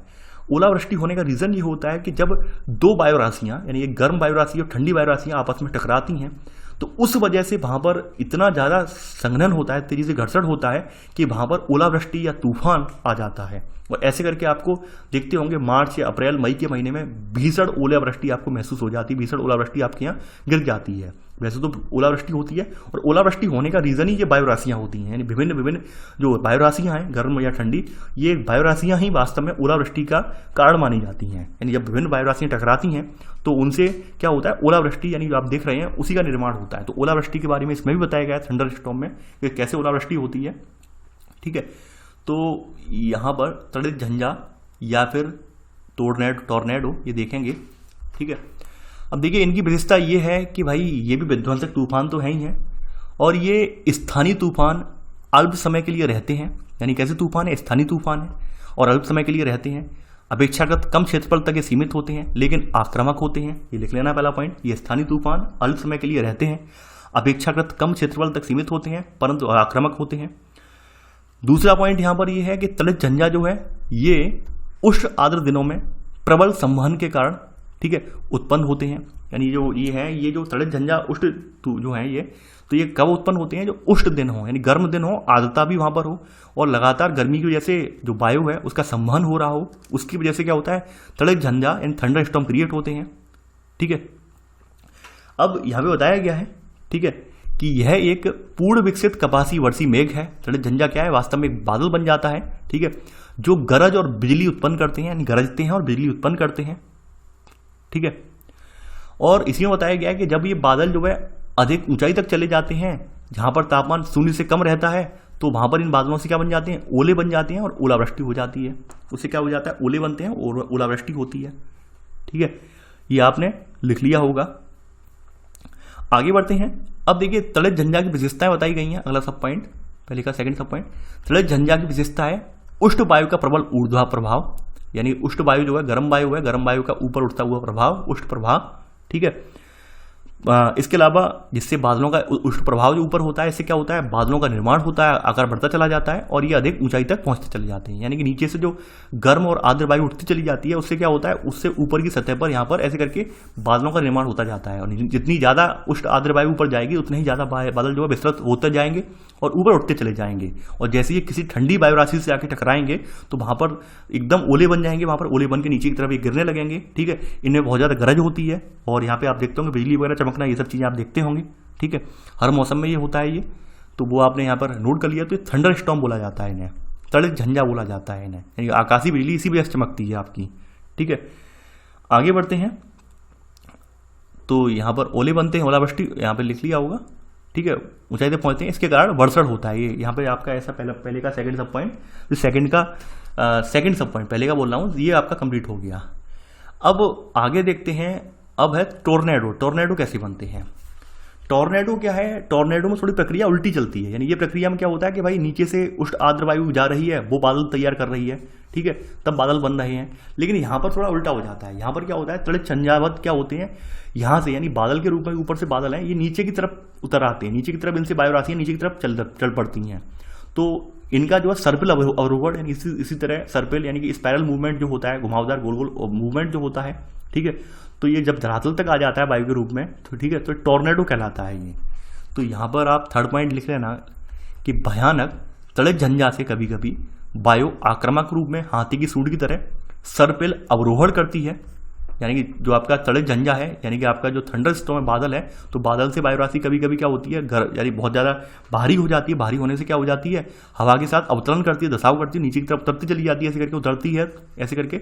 तो ये उतरते उतरते जो है एक तूफान का रूप लेती है, इसे टॉर्नेडो कहा जाता है। आपने देखा होगा अमेरिका वगैरह में गोल गोल घूमता हुआ, जमीन की तरफ एकदम घूमता हुआ चलता है, वो टॉर्नेडो ही होता है वास्तव में। ठीक है, देखा होगा मूवी वगैरह में, डिस्कवरी चैनल वगैरह पे देखा होगा आपने।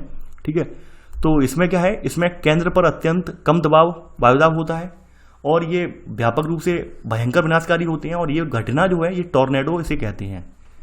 इस घटना को टॉर्नेडो कहते हैं। थर्ड का सेकंड सब पॉइंट, टॉर्नेडो जो है मूलतः आपके मध्य अक्षांशों में उत्पन्न होते हैं, यानी ये भी ध्यान रखना मध्य अक्षांश 40-45, ठीक है। समुद्र पर टॉर्नेडो को जल स्तंभ कहते हैं, ठीक है, क्योंकि जल की भांति खड़े हो जाते हैं ये धरातल से जुड़े हुए होते हैं। आपने देखा होगा इस तरह धरातल से जुड़ के चलते हैं, ऐसे करके धरातल से जुड़ते हुए चलते हैं, ऐसे करके ऐसे एकदम, ठीक है, धरातल से जुड़ते हुए मूव करते हैं ये। और वहीं ये अगर समुद्र में बनते हैं तो समुद्र पर इन्हें जल स्तंभ के नाम से जाना जाता है, टॉर्नेडो को जल स्तंभ कहा जाता है। तो ये तो आपने देख लिया जल स्तंभ होते क्या हैं, ठीक है, यानी कि टॉर्नेडो क्या होता है, थंडरस्टॉर्म क्या होता है, ठीक है, ये आपने देख लिया। अब इनकी एक विशेषता ये है, जो विशेषता आप यहाँ पे नोट कर लेना, कि ये तूफानों को, इन तूफानों से क्या होता है, स्थितिज और ताप ऊर्जा जो है वो गतिज ऊर्जा में परिवर्तित हो जाती है, और जो अशांत वायुमंडलीय दशाएं हैं वो पुनः स्थिर स्थिति में लौट आती हैं। यानी कि तमाम जो वायुमंडलीय परिघटनाएं होती हैं, वायुमंडलीय क्षेत्र होते हैं जिनका संतुलन बिगड़ जाता है, जब ये ऐसे तूफान आते हैं तो ऐसे तूफान आने से क्या होता है, ये अशांत वायुमंडलीय क्षेत्र होते हैं वो संतुलित हो जाते हैं, यहाँ पर ये बताया गया है। इसी के साथ आपका ये चैप्टर समाप्त हो जाता है। आशा करता हूँ आपको ये चैप्टर समझ में आया होगा। देखिए मेरा पूरा भरसक प्रयास यही रहता है कि आपको चैप्टर जो है बेटर से बेटर समझ में आए। देखिए आप लोग बार बार मुझे शिकायत ही मत किया कीजिए सर लेक्चर बहुत लंबा है, लेक्चर लंबे होंगे ही। आप अगर स्टैंडर्ड बुक उठा के देखेंगे और स्टैंडर्ड बुक से अगर मैं नोट्स बनवाए होते मैंने, तो आप शायद लिखते लिखते परेशान हो जाते। ये भी मैं बता रहा हूँ, इसलिए मैंने स्टैंडर्ड बुक से नोट्स नहीं बनवाए, ठीक है। आप एनसीईआरटी अगर ढंग से पढ़ लेंगे तो स्टैंडर्ड बुक की जरूरत नहीं रह जाएगी। स्टैंडर्ड बुक में पढ़ा दूंगा एक नॉर्मल वे में, ठीक है, समझा दूंगा वहाँ से चीज़ें, लेकिन स्टैंडर्ड बुक से नोट्स बनाना एक बहुत जटिल टास्क है। आप एनसीईआरटी से नोट्स अगर प्रॉपर में बना लेंगे तो स्टैंडर्ड बुक का महत्व नहीं रह जाएगा। दूसरी बात यह है कि यूपीएससी एग्जाम जो होता है वो मेनली एनसीईआरटी बेस्ड होता है, वहाँ पर स्टैंडर्ड बुक को ज़्यादा तवज्जो या प्रायोरिटी नहीं दी जाती है। अक्सर जो आप देखते होंगे यूपीएससी के जो क्वेश्चन होते हैं वो आपके स्टैंडर्ड बुक पर ही, सॉरी एनसीईआरटी बुक पर ही डिपेंड होते हैं। आप उठा के देख लेना, एनसीईआरटी का कंटेंट प्रामाणिक होता है और यहाँ पर इंपॉर्टेंट फैक्ट ही रखे जाते हैं। एक आध टॉपिक ऐसा होता है कि जहाँ पर इंपॉर्टेंट फैक्ट कम होते हैं या फिर फैक्ट जो है सही तरीके से यहाँ पर डिस्क्राइब नहीं किए होते हैं, तो वहाँ पर हम स्टैंडर्ड बुक का सहारा ले लेते हैं और आपको प्रॉपर वे में नोट्स बनवा देते हैं, जैसा कि मैंने इस चैप्टर में बनवाया, ठीक है। तो ऐसे करके आपको चैप्टर अच्छे समझ में भी आ जाता है। देखिए मेरी गुजारिश यही है कि आप लोग नोट्स जरूर बनाएं। तो चलिए आज के लिए उतना ही। आई होप आपको ये लेक्चर पसंद आया होगा। देखिए आप लोग इस वीडियो को लाइक शेयर नहीं कर रहे हैं, लास्ट वीडियो में देख रहा हूँ जियोग्राफी के बहुत कम शेयर हो रहे हैं, बहुत कम लोग इसे देख रहे हैं। आप लोग निरंतर वीडियो देखते रहिए, वीडियो को लाइक शेयर करना ना भूलिए। इसके अलावा जो नए अभ्यर्थी हैं जिन्हें नोट्स बनाने में दिक्कत हो रही है, उन्हें चैनल को रिकमेंड कीजिए, उन्हें बताइए कि आपको नोट्स बनाने के लिए या समझने के लिए कहीं और नहीं जाना, आपके लिए नोट्स ऑलरेडी सर ने डाल रखे हैं, ठीक है, जिससे कि नए अभ्यर्थी भी जुड़ सकें, अपने नोट्स तैयार कर सकें, ठीक है। तो चलिए आज के लिए उतना ही। Thanks for watching. जय हिंद।